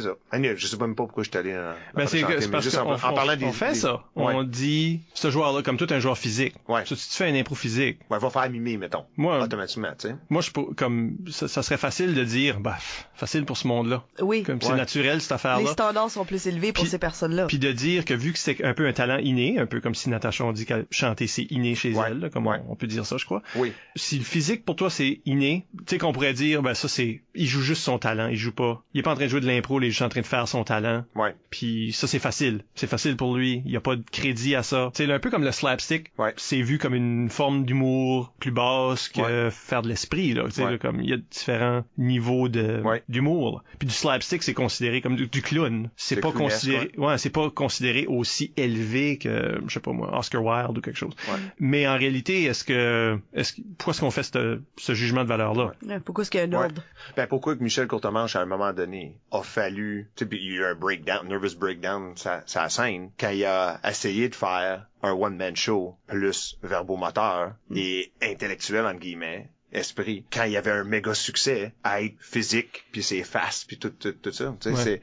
Puis le monde va faire, tu sais, pourquoi il était obligé peut-être c'est un défi personnel qui s'est lancé, mais tu sais, pourquoi il était obligé de prouver, essayer de prouver qu'il était capable de faire autre chose que ça? Y a-tu du monde qui considérait qu'il était moindre parce qu'il faisait pas des jokes parlés? Ouais, c'est ça, je me dis, tu sais, y a-tu été obligé de faire, tu sais, c'est ça, c'est quand il est freaking drôle, tu sais, c'est comme, puis c'est pas sa force faire ça. Pourquoi est-ce que tu sortirais de ta zone, comme je dis, obviously, développe-toi comme joueur, puis comme, tu sais, à ces choses, mais pourquoi ta force devrait pas être devrait être moindre que la force à quelqu'un d'autre, comme je trouve ça pas OK. Faut pas que ça devienne une... Tu sais ça, c'est là tout le rôle d'entraîneur ou de coéquipier puis d'amis avec de l'expérience en impro, c'est de t'assurer que la personne n'amène pas ça à devenir une béquille.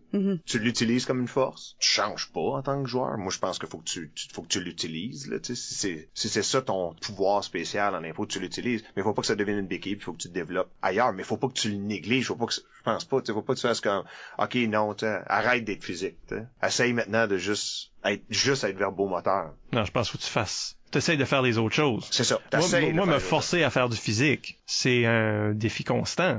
Ouais. Puis l'affaire, c'est que c'est drainant. Si tu fais ça tout le long d'un match, tu vas être fatigué à la fin de ça. Parce que t'es constamment, c'est comme parler une langue que t'es pas super à l'aise dedans pendant une pleine soirée. Ouais. À un moment donné, tu vas être épuisé beaucoup plus que si t'avais juste parlé ta langue que t'étais confortable dedans. Puis aussi, les joueurs physiques, ce qu'on remarque souvent, comme, tu sais, tu peux faire du mime, puis ton mime est fin, puis tu seras pas considéré un joueur physique, pour autant. Mais je pense qu'il y a l'élément d'énergie. Énergie, ouais. L'énergie que t'amènes, puis ça doit être drainant, puis quelqu'un comme les gens qu'on a nommés ont tout ça. De l'énergie, puis sont capables de sauter d'un bout à l'autre des bandes, mais ils ont aussi un mime qui est fin.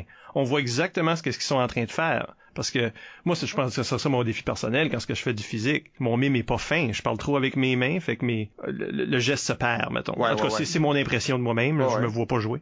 Tu sais, parce que j'ai un physique qui est quand même expressif, mais il est garoché. Tu sais, il est pas fignolé. Puis je suis pas sûr que tu sais toujours qu'est-ce que je suis en train de faire dans une mimée. Là. Ouais, mais le mot que tu te dis, je pense que tu as mis le doigt dessus, c'est un joueur physique, c'est l'énergie. Puis ça répond à la question avec laquelle on a Martin parti, au début. C'est ça, tout le monde a un corps, mais pas tout le monde a la même énergie dans l'arène.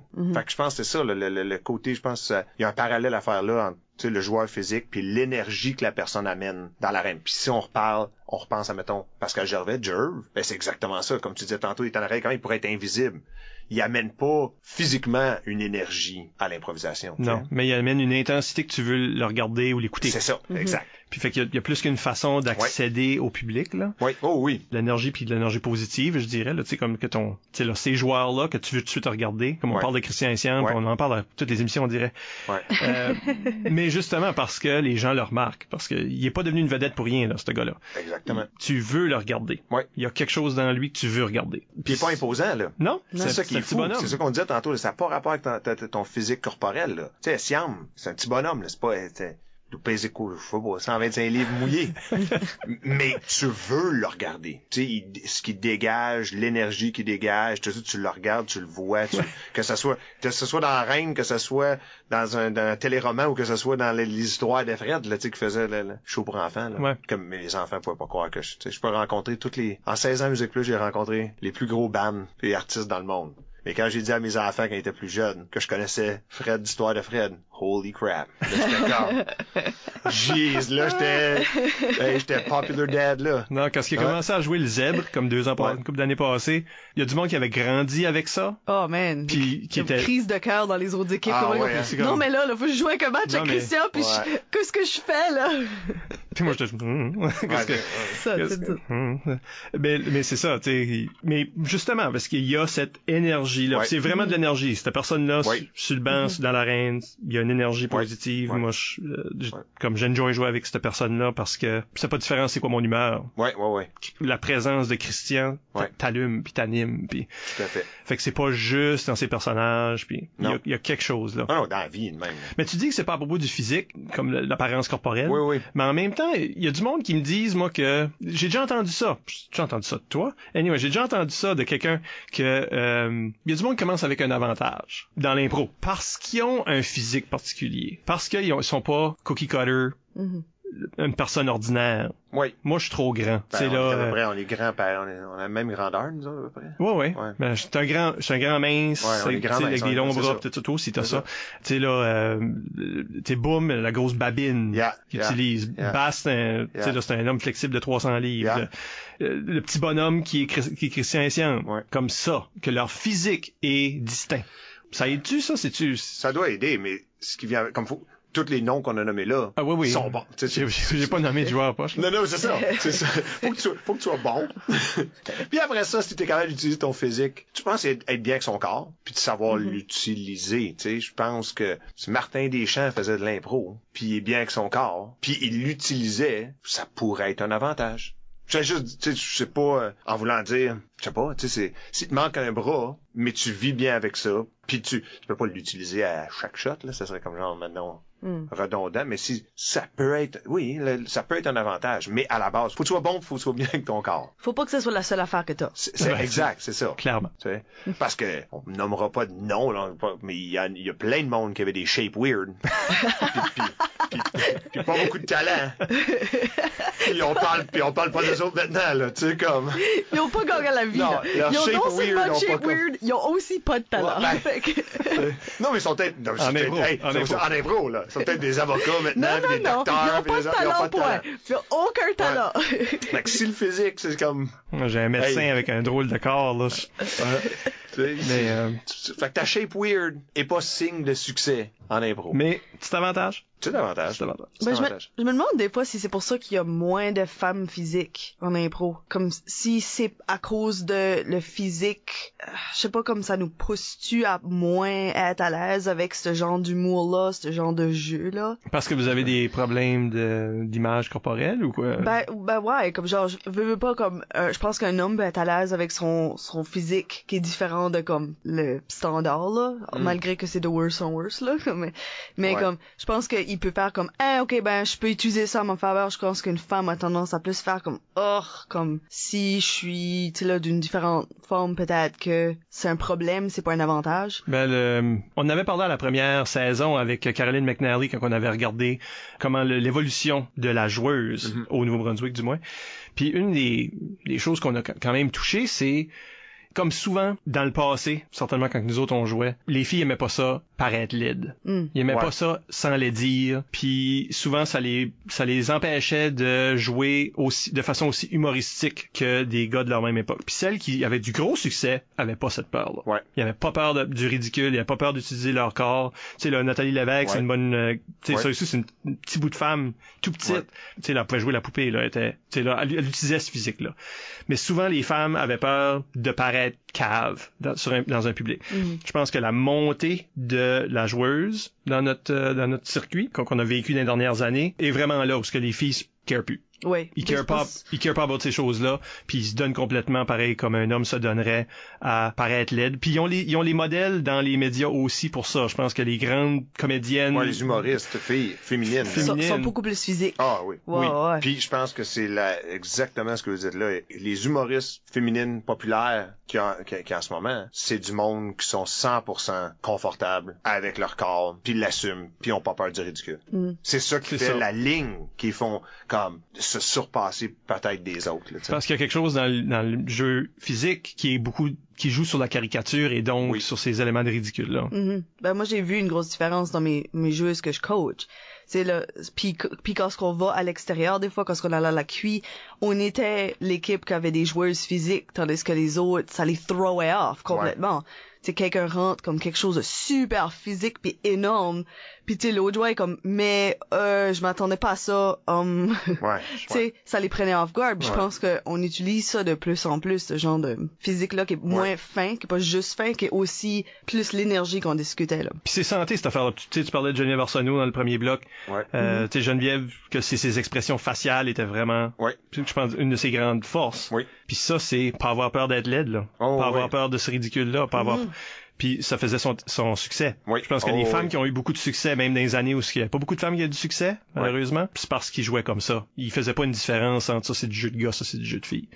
Puis aujourd'hui on a beaucoup plus de femmes qui... C'est plus une question. Là. Partagé. C'est bon ça, c'est ça qu'il faut. C'est le message à passer. Tu sais, je pensais ça. On parle un peu des catégories mimées, puis peut-être donner des conseils aux gens de comment les réussir ces affaires-là, la chanson puis la sans parole, puis peut-être même la musicale.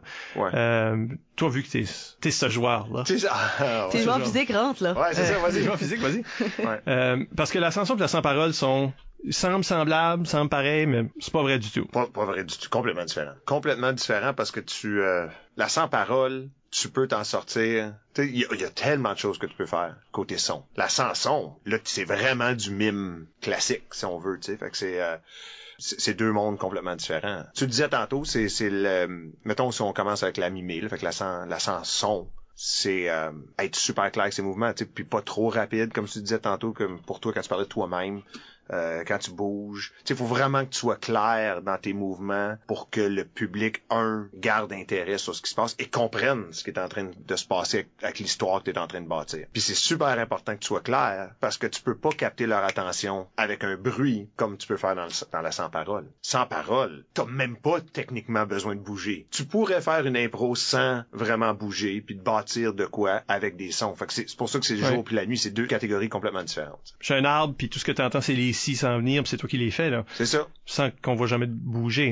Tu bouges à peine. Peut-être tu fais le bruit des feuilles dans le vent, tu fais ci, tu fais ça, mais tu bouges pas tant que ça, là, tu sais. Tu peux être, tu peux être une chenille qui est sur le bord de la bande, puis tu bouges à peine. Tu pourrais peut-être passer toute l'impro à juste passer d'un bout à l'autre de la bande une fois, mais en faisant différents, bâtir une histoire avec ça. Tu pourrais le faire aussi dans Mimé, ben. Oui. Très bon.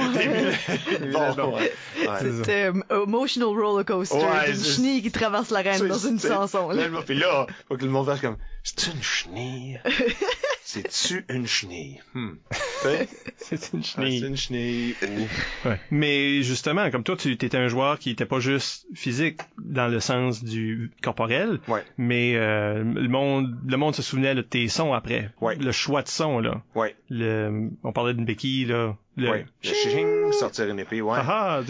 Shing, Toi puis Christian Chouinard, là, ça sortait des épées tout le temps. Tout le temps, pis c'était shing.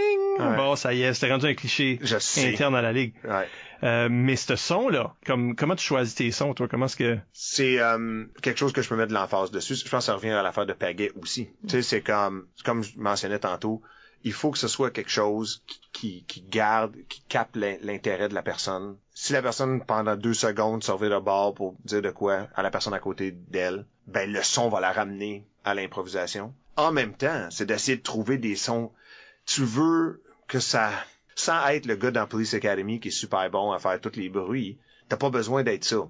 Mais faut que tu trouves quand même un son qui se rapproche le plus possible, en caricature au pire, de l'action que t'es en train de faire. Puis je pense que là, c'est bon. Tu veux pas qu'elle soit identique comme le gars de Police Academy. Je sais pas pourquoi c'est ma seule référence. C'est la grosse référence. C'est la grosse référence. Mais, tu montes ton âge, là. Ouais, je sais, hein. Tu veux faire une caricature de ça. Moi, je pense que c'est ça aussi. Je faisais des caricatures des sons. Fait que si je suis la chenille sur le bord, je sais même pas comment je ferais une caricature de chenille qui se promène. Mais tu sais, je ferais le son qui est la caricature du mouvement de l'action. Ouais. Parce que c'est le même que j'ai choisi. Parce que je pense, Shing, mettons que c'est ça l'exemple, l'épée qui fait Shing. Il y a personne qui sort son fourreau, l'épée de son fourreau que ça fait. Ça a aucun sens parce que c'est le son de métal sur métal. Oui. C'est le son que quand 2 épées se frappent dans un film de Kung Fu. Oui. C'est ça. Mais là, en le sortant, puis en plus, tu le gardes. Tu sais, parce que là, tu te fais encore pire. Tu veux même faire vibrer l'affaire. Comme ça vibre. Shing! Tu le laisses, mais ça fait jamais une vibration non plus en sortant du four. Mais tu sais, fait que tu trouves des... mais quel genre de bruit tu ferais de bord si tu fais pas ching en sortant? Ah non, ben c'est ça. Je pense que tu trouves de quoi. C'est pas ça le problème dans une sans-parole où ce que le monde font trop des sons sourds. Oui, ils font le... Ça, c'est pas pire, là. Mais tous les sons sont... C'est du Foley. C'est comme slightly essoufflé bruit. Ouais, puis pour un public, là, ça commence à disparaître, ces sons-là. D'un son sourd, c'est pas comme un son aigu. Ils sont pas distinctifs non plus les uns les autres. Ça juste sonne toutes comme des variantes sur le même genre de son. Ouais. J'aime ramener ça à une idée de cinéma. Parce que là, on a parlé de films, j'ai mentionné des films de Kung Fu parce que c'est de ça que ça sonne comme, même si à l'époque, j'étais pas aussi féru dans le domaine qu'aujourd'hui. Mais comme du Foley, ce que au cinéma ils appellent du Foley, c'est juste comme il y a des gens qui font tous les bruits qui sont sur l'écran. Fait que c'est juste comme les pas, puis quelqu'un qui marche d'un feuille, puis mettre ta tasse. Tout ce qu'ils font, c'est comme reproduire ces bruits-là. Ils ont plein d'affaires dans un carré de sable, là, puis ils sont juste en train de faire des bruits. Ça, c'est les sons sourds. Mais quand tu regardes un film, c'est juste supposé faire partie du monde, puis tu t'aperçois pas. Quand tu designes ton son, ça, c'est les choses comme... c'est le film d'action où ce que t'entends les piou-piou-piou, comme il y a des sons qui sont designés pour te réveiller, qui sont pas juste le bruit de fond. Ouais. Puis c'est pas pour rien qu'un gun laser fait piou-piou-piou, là. Oui, on sait pas qu'est-ce que ça... Pour de vrai, pas de gun laser. Quand ce que t'allumes un laser, d'habitude, ça fait aucun bruit. C'est ça. Puis ça serait pas mal plate. Dans Star Wars, il y a pas des... Oui, puis c'est dans l'espace, il y aurait pas de bruit. En plus, il y aurait pas de bruit. C'est vrai. Ça, ce que toi tu faisais, la parodie de son, c'est un son cinématique, si tu veux, un son qui est symbolique de qu'est-ce qui se passe. Ouais. Parce qu'en impro, on n'a pas y a pas d'accessoires. Fait que pour que tu saches que j'ai sorti une épée, Ouais. J'ai fait un geste, là. Tu sais, je pourrais être en train de danser Saturday Night Fever. Ouais. Enlever ta ceinture. Tu sais, enlever ma ceinture. Ouais. Ben oui. Ça m'a déjà arrivé. J'ai déjà vu une impro où il y a quelqu'un qui voulait sortir sa ceinture, comme il allait battre quelqu'un ou quelque chose, mais il y avait tellement l'habitude d'avoir une épée que quand il a enlevé sa ceinture, il a fait schling! Puis là, il a fait, oh non! J'ai une épée dans la main à cette heure. Ouais. Comme ça définit ce que j'ai dans la main. Je voulais pas être aussi intense, mais j'ai une épée à cette heure. Ouais. Comme, Ouais. ça définit qu'est-ce qu'on fait. Parce qu'il y a un ensemble de symboles mimés, là, comme quand ce que je te pointe avec mon doigt, c'est un fusil. Mais évidemment, personne tient son fusil. Comme c'est pas un mime, ça, là. Parce qu'un mime, ton doigt serait pas étendu. Ton doigt serait pas le canon du fusil. Ouais, tu fais le fusil, là. Là, ta main devient le fusil. T'es pas en train de mimer. Ta là. main devient le téléphone, tu sais, le pouce dans l'oreille puis le petit doigt dans la bouche. Ouais. Although le monde a commencé à faire des téléphones comme s'il y avait un smartphone, puis ça, je trouve ça intéressant. Ah, ouais. Ouais, ils sont plus... De plus en plus, ils font ça. À cette heure, ça Vous voyez fait pas le monde qui écoute, là, mais le téléphone... tu tiens un rectangle. Le téléphone a changé de forme. Puis les jeunes joueurs... Ils ont jamais vraiment travaillé avec. C'est vrai. C'est vrai. Tu sais? Il y a personne qui va faire ça. Le cadran. Personne va faire le cadran. Mais tu le ferais pour faire un téléphone. Oui, c'est ça. Il y a des choses qui deviennent symboliques pour que le public comprenne qu'est-ce qu'on fait. C'est le symbole, pareil comme, tu sais, on se moque de la jeunesse si on veut, là, quand ils voient une disquette sur l'écran puis ils savent que c'est sauvegardé sur un ordi, mais ils ont jamais vu une disquette. Ouais. C'est un peu de même. Nos téléphones puis tout ça sont pas en impro, on fait encore ces gestes-là. Ben, Il y a plus personne qui utilise ça. C'est un symbole pour que le monde comprenne que c'est ça qu'on est en train de faire. C'est des shortcuts, tu sais. Ouais. Après, comme quand tu décides, tu vas souvent décider de télé qui est comme large, là, qui est comme profonde, qui a comme un derrière de... Avec un écran arrondi, là. Malgré qu'on a tous des flat screens à cette heure, mais on dirait que si tu le décides, t'as tendance à faire le cliché qui est dans ta brain, tu sais. Ouais. Si tu dessines une télé qui est juste un rectangle noir, ça a juste l'air d'un rectangle noir. On sait même plus qu'est-ce que c'est supposé être. C'est peut-être un cadre sur le mur. Non, faut que tu fasses une boîte sur pattes avec des antennes. Ouais. Puis un écran puis 2 boutons. Oui. Ça, c'est une télé. Ça, c'est une télé. Ouais. Du symbole. Puis le son. Pas juste dans une sans parole, parce qu'on dit sans parole comme si on faisait pas de bruit dans les autres impros. Oui, c'est ça, exactement. Ouais. Dans une livre, le son tout court, là. Tu sais, le son est aussi un symbole, parce qu'on n'a pas vraiment le bruit. Notre bouche peut pas faire ce bruit-là pour vrai, nécessairement. Ouais. Il y a pas d'objet qui motive le son. Tu sais, pour que le public comprenne que c'est ça qui se passe, il va avoir ce bruit-là. Quand on t'enlève cette capacité-là, puis la chanson qu'on n'a pas beaucoup parlé, là, non, c'est vrai, c'est ça. Dans la chanson, t'as pas ça. Comment est-ce que t'attires l'attention? Ben, c'est ça. Je pense qu'il faut que tu sois... C'est là que t'es clair dans tes mouvements. T'essaies de pas être statique. T'essaies d'exagérer, pas en rapidité, mais en termes de mouvement, tu sais. C'est sûr que tu peux être rapide si ça porte au thème, mais tu sais, c'est de vraiment exagérer ses mouvements pour capter l'attention du public. Essayer d'être le plus clair possible, moins complexe, plus, tu sais, fais pas 12 millions de mouvements, sois un peu plus lent dans tes affaires. C'est un peu l'équivalent de parler fort. Un peu l'équivalent de parler fort.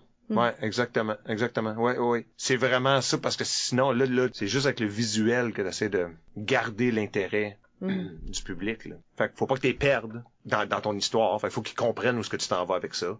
Puis en même temps, faut que ça les stimule visuellement. Ben, le fait que t'as tellement un silence puis que ça peut apporter une lourdeur, ça ajoute un extra défi. Ouais. Parce qu'on dirait comme si tu peux t'as accès à ta voix pour des sons ou des paroles ou des choses, t'as toujours ça qui comme kind of existe. Mais aussitôt que c'est le silence, mais le public il se sent comme s'il faut qu'il soit silencieux eux aussi, parce que sinon ils vont vraiment popper out. Ouais. Mais là ça hush tout le monde, il y a une intensité puis une lourdeur qui peut s'installer, qui peut être dure à ensuite remonter cette énergie-là. Il y a comme cette perte d'énergie-là potentielle. Ouais. C'est tough de faire un gag mime aussi, tu sais. C'est tough de penser puis qu'il soit clair. Tu sais, je sais pas, là, si t'échappes quelque chose, ou tu sais, je sais pas, tu sais. Je sais pas, j'essaie de voir comme... je sais pas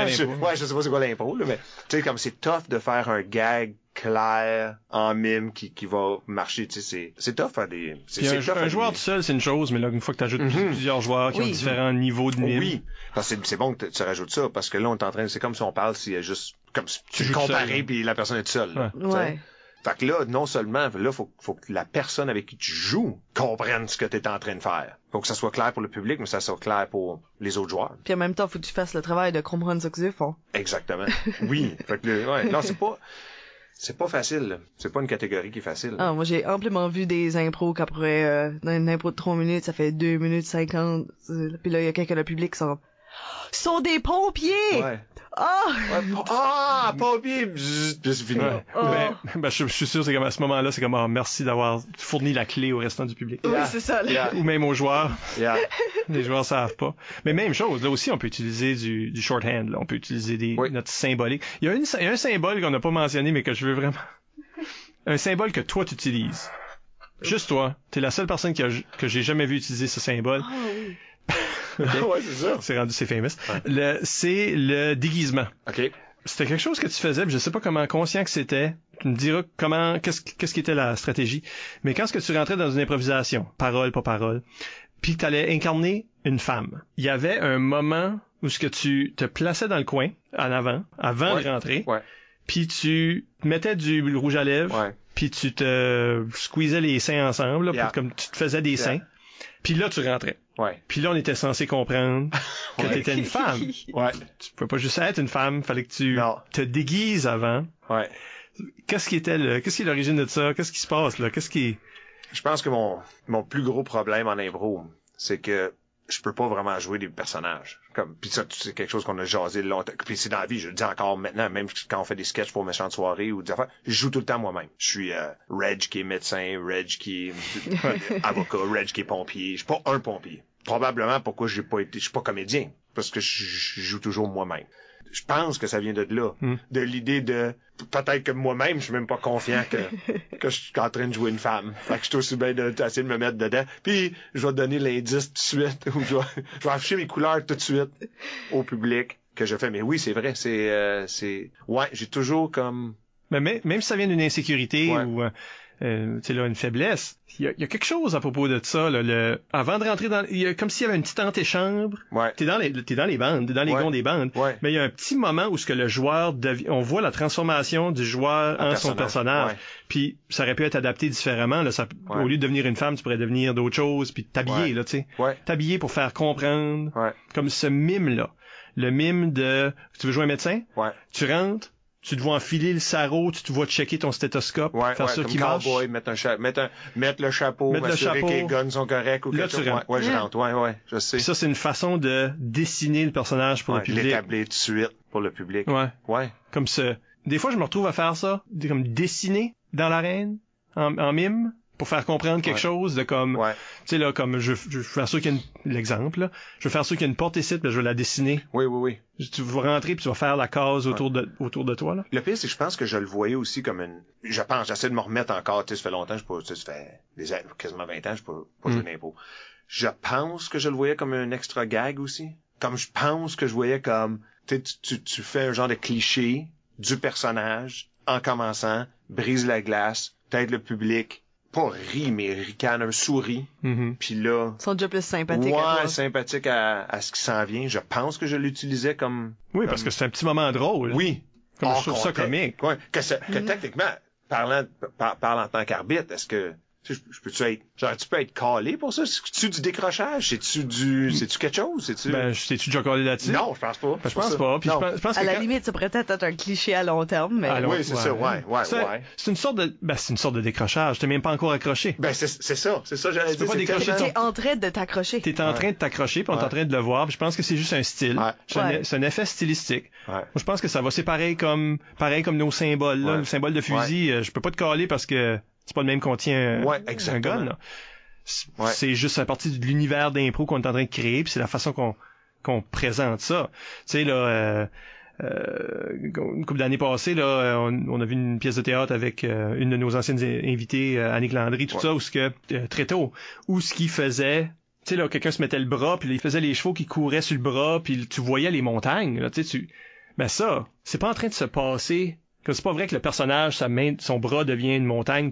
Comme, faut comprendre ça symboliquement. C'est une métaphore visuelle puis physique. Puis ça, c'est la même chose. Le personnage devient. Puis ça fait juste partie. Puis la raison, moi, j'ai pas de problème avec ça. La raison, je pense, en plus que je l'utilisais comme gag, c'est que si je me souviens bien, j'ai un souvenir de même finir l'impro, même après le sifflet, en retournant au banc, enlever le déguisement. Pour comme rajouter, tu sais, ça techniquement aussi, c'est illégal, entre guillemets, mais tu sais, c'est un extra gag au public pour essayer de gagner des des votes, qui est après le jeu, parce que le sifflet a sifflé, mais tu t'en vas au banc, à la place de jumper par-dessus le banc tout de suite, t'enlèves le chapeau de cowboy ou le fameux whatever déguisement que t'as mis, puis là, tu vas sur le banc, tu sais. Ouais. Ben moi je trouve que ça passe parce que c'est cette transition, c'est comme une mini glimpse dans cette weird transition là qu'on adresse rarement. Oui. Tu sais, on pense de comme la vraie personne, le joueur numéro whatever de l'équipe, puis le personnage, mais il y a des espaces entre ce monde-là. Il y a des moments de transition. Ouais. Où est-ce que tu deviens, C'est ça. deviens. Ouais. Reviens. Deviens puis reviens. Reviens. Puis cette affaire-là, comme c'est un peu ça qu'on disait au tout début, que le jeu physique pouvait être un jeu réfléchi puis d'amener comme quelque chose qui est inusité mais qui veut dire de quoi, parce que ça c'est métatextuel, on le réalisait pas dans le temps là. Oui. Mais c'est métatextuel de voir la transformation du joueur. C'est une transformation qui est normalement invisible. Oui. Qu'on invite à ce qu'elle soit invisible, tu sais là dans un jeu qui se veut réaliste. Mais on est tout le temps en train de décrocher un petit peu, on est tout le temps en train de faire du tu sais un petit clin d'œil au public. On le sait qu'on joue pour ce mur-là. Ce mur comme pareil comme au théâtre, tu sais il y a le monde sont pas dos au mur, c'est pas du vrai réalisme, c'est de la théâtralité. Puis ça fait partie de ça. Puis le jeu physique a une place à jouer là-dedans, absolument. Puis c'est une des choses que c'est dommage que les joueurs vont souvent faire comme ça c'est du plus lowbrow. Ouais. C'est plus lowbrow parce que ça l'est pas nécessairement. Puis ça c'est du facile. T'sais. Ouais, du facile. Des fois t'entends ça, ça c'est du facile. T'sais. Ça tu veux moins souhaiter? Ça a l'air facile. C'est pas si facile que ça. ça. Ça te donne l'air facile. Ben c'est ça. Mais crois-moi, rentrer dans l'impro puis jaser jusqu'à temps que t'arrives à quelque chose, ça c'est facile. Ouais. Yeah. Ça c'est facile. Mais quand est-ce qu'on joue avec d'autres joueurs, tu sais là on l'a touché un peu là. Qu'est-ce qui si t'es un joueur physique, ce que je ne suis pas là, fait que je te demande. Quand t'es un joueur physique puis t'en mets de l'énergie, ça peut être envahissant. Oui. Tu t'aperçois que l'autre joueur est décontenancé. Oui. Comme que qu'il peut pas suivre ce rythme-là peut-être. Qu'est-ce que tu fais comme joueur? Y a-t-il une réaction comme le joueur physique? Est-ce que t'es tout le temps en train de faire une sorte de gradation de comment d'énergie que tu mets là-dedans? Oui. Ou too bad? Non, je pense que tu y penses. Je vais en parler pour moi, mais je peux généraliser aussi. Moi, en tant que joueur physique, c'est clair que j'adore plus les comparer. Soit que je suis tout seul, soit je joue avec un de mes coéquipiers, puis qui connaît mon style de jeu, puis je connais le style de jeu de la personne. Fait que le physique a moins besoin d'être dosé. Tu peux juste le faire. En mix contre quelqu'un que tu connais pas tant que ça, il faut que tu es tout le temps en train de gager. Tu veux pas avoir de l'air du joueur envahissant, qui est over the top. Physique, ça va mal paraître avec le public, mal paraître avec le juge, faire une moins bonne impro. Fait que tu joues pas nécessairement à la hauteur. Tu te laisses pas aller, physiquement. Fait que t'es pas en train de jouer au naturel. Fait que clairement, moi j'ai tout le temps eu une préférence pour. Peut-être, je sais pas si peut-être tout le monde est de même, mais moi j'ai tout le temps eu une préférence pour la comparer versus la mix. Là, même si c'est le fun, c'est un autre défi, puis c'est le fun au bout de jouer et finalement battre quelqu'un. Tu te sens retenu. Oui. Ouais.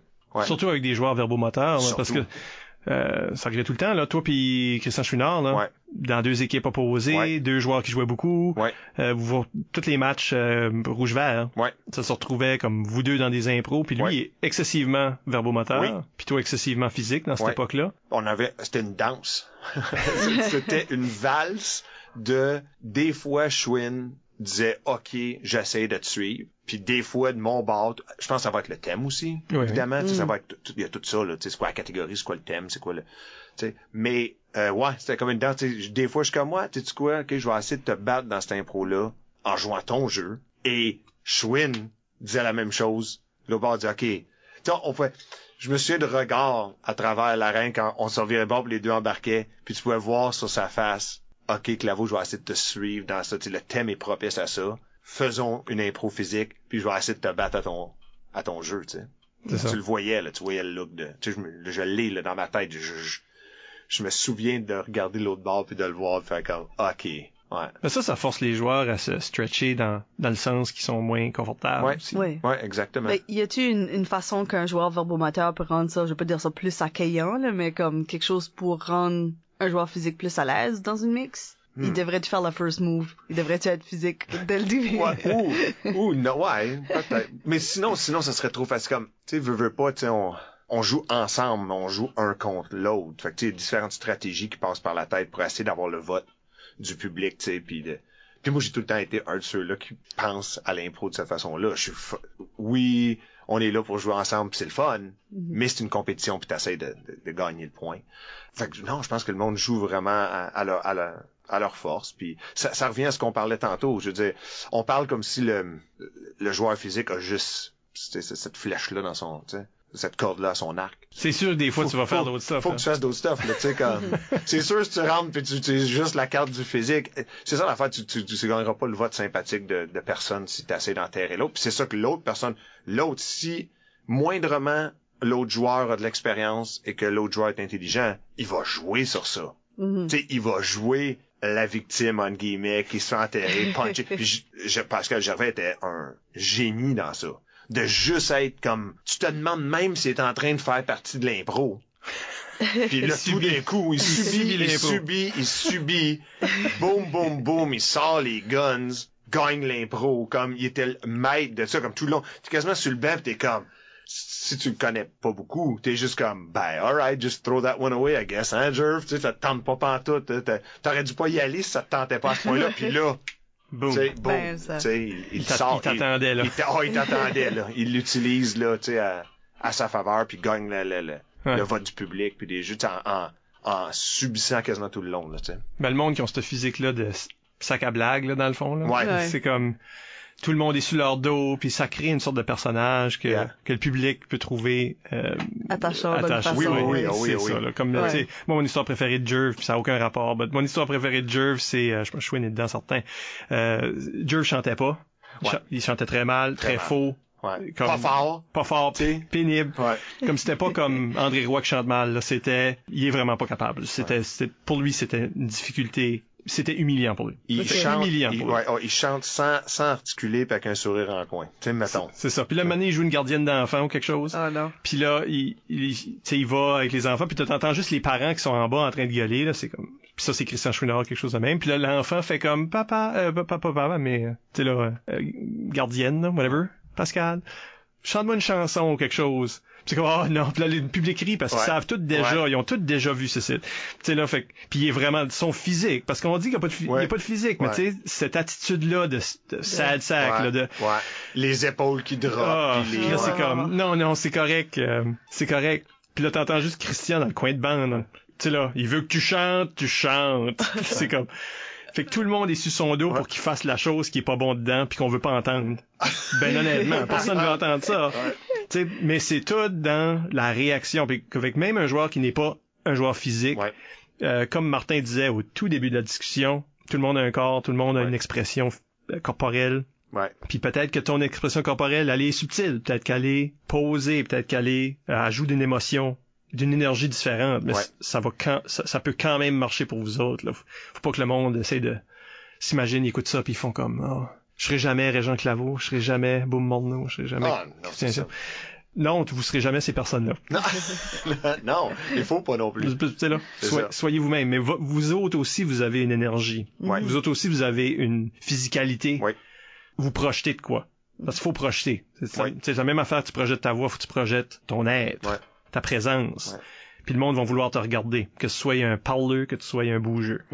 L'énergie que tu dégages, c'est ça qui va accrocher le public. Exactement. Ben là-dessus, on vous rappelle que vous pouvez nous laisser des commentaires par courriel au improvisationnb@gmail.com, sur le blog d'ImproNB au impronb.wordpress.com ou sur les médias sociaux. Nous sommes ImproNB sur Twitter et ImprovisationNB sur Facebook. On attend vos commentaires.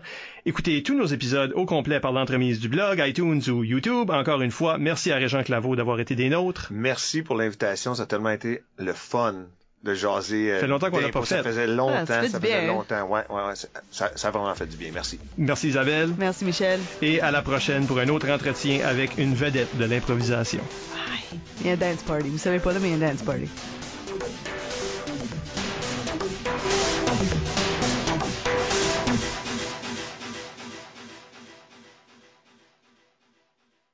Au sein de la Ligue d'improvisation du Centre universitaire de Moncton. Ouf, je l'entends, c'est dans ma voix. Ouf, c'est bad. Wow. Sous le nom... Oh, God. Sous le nom Régent Laplanche. Je suis trop malade, là. C'est vrai, ouais. Sous le nom Régent Laplanche. Mais dans... Blablabla. Je vais struggler hard aujourd'hui. Mais est de. Voyons, pourquoi je peux pas dire le mot de, là? Je sais pas, moi. Merci beaucoup. Non, c'est nous qui nous remercions. Non, mais... Ah ouais. Tu m'as infecté. Voilà.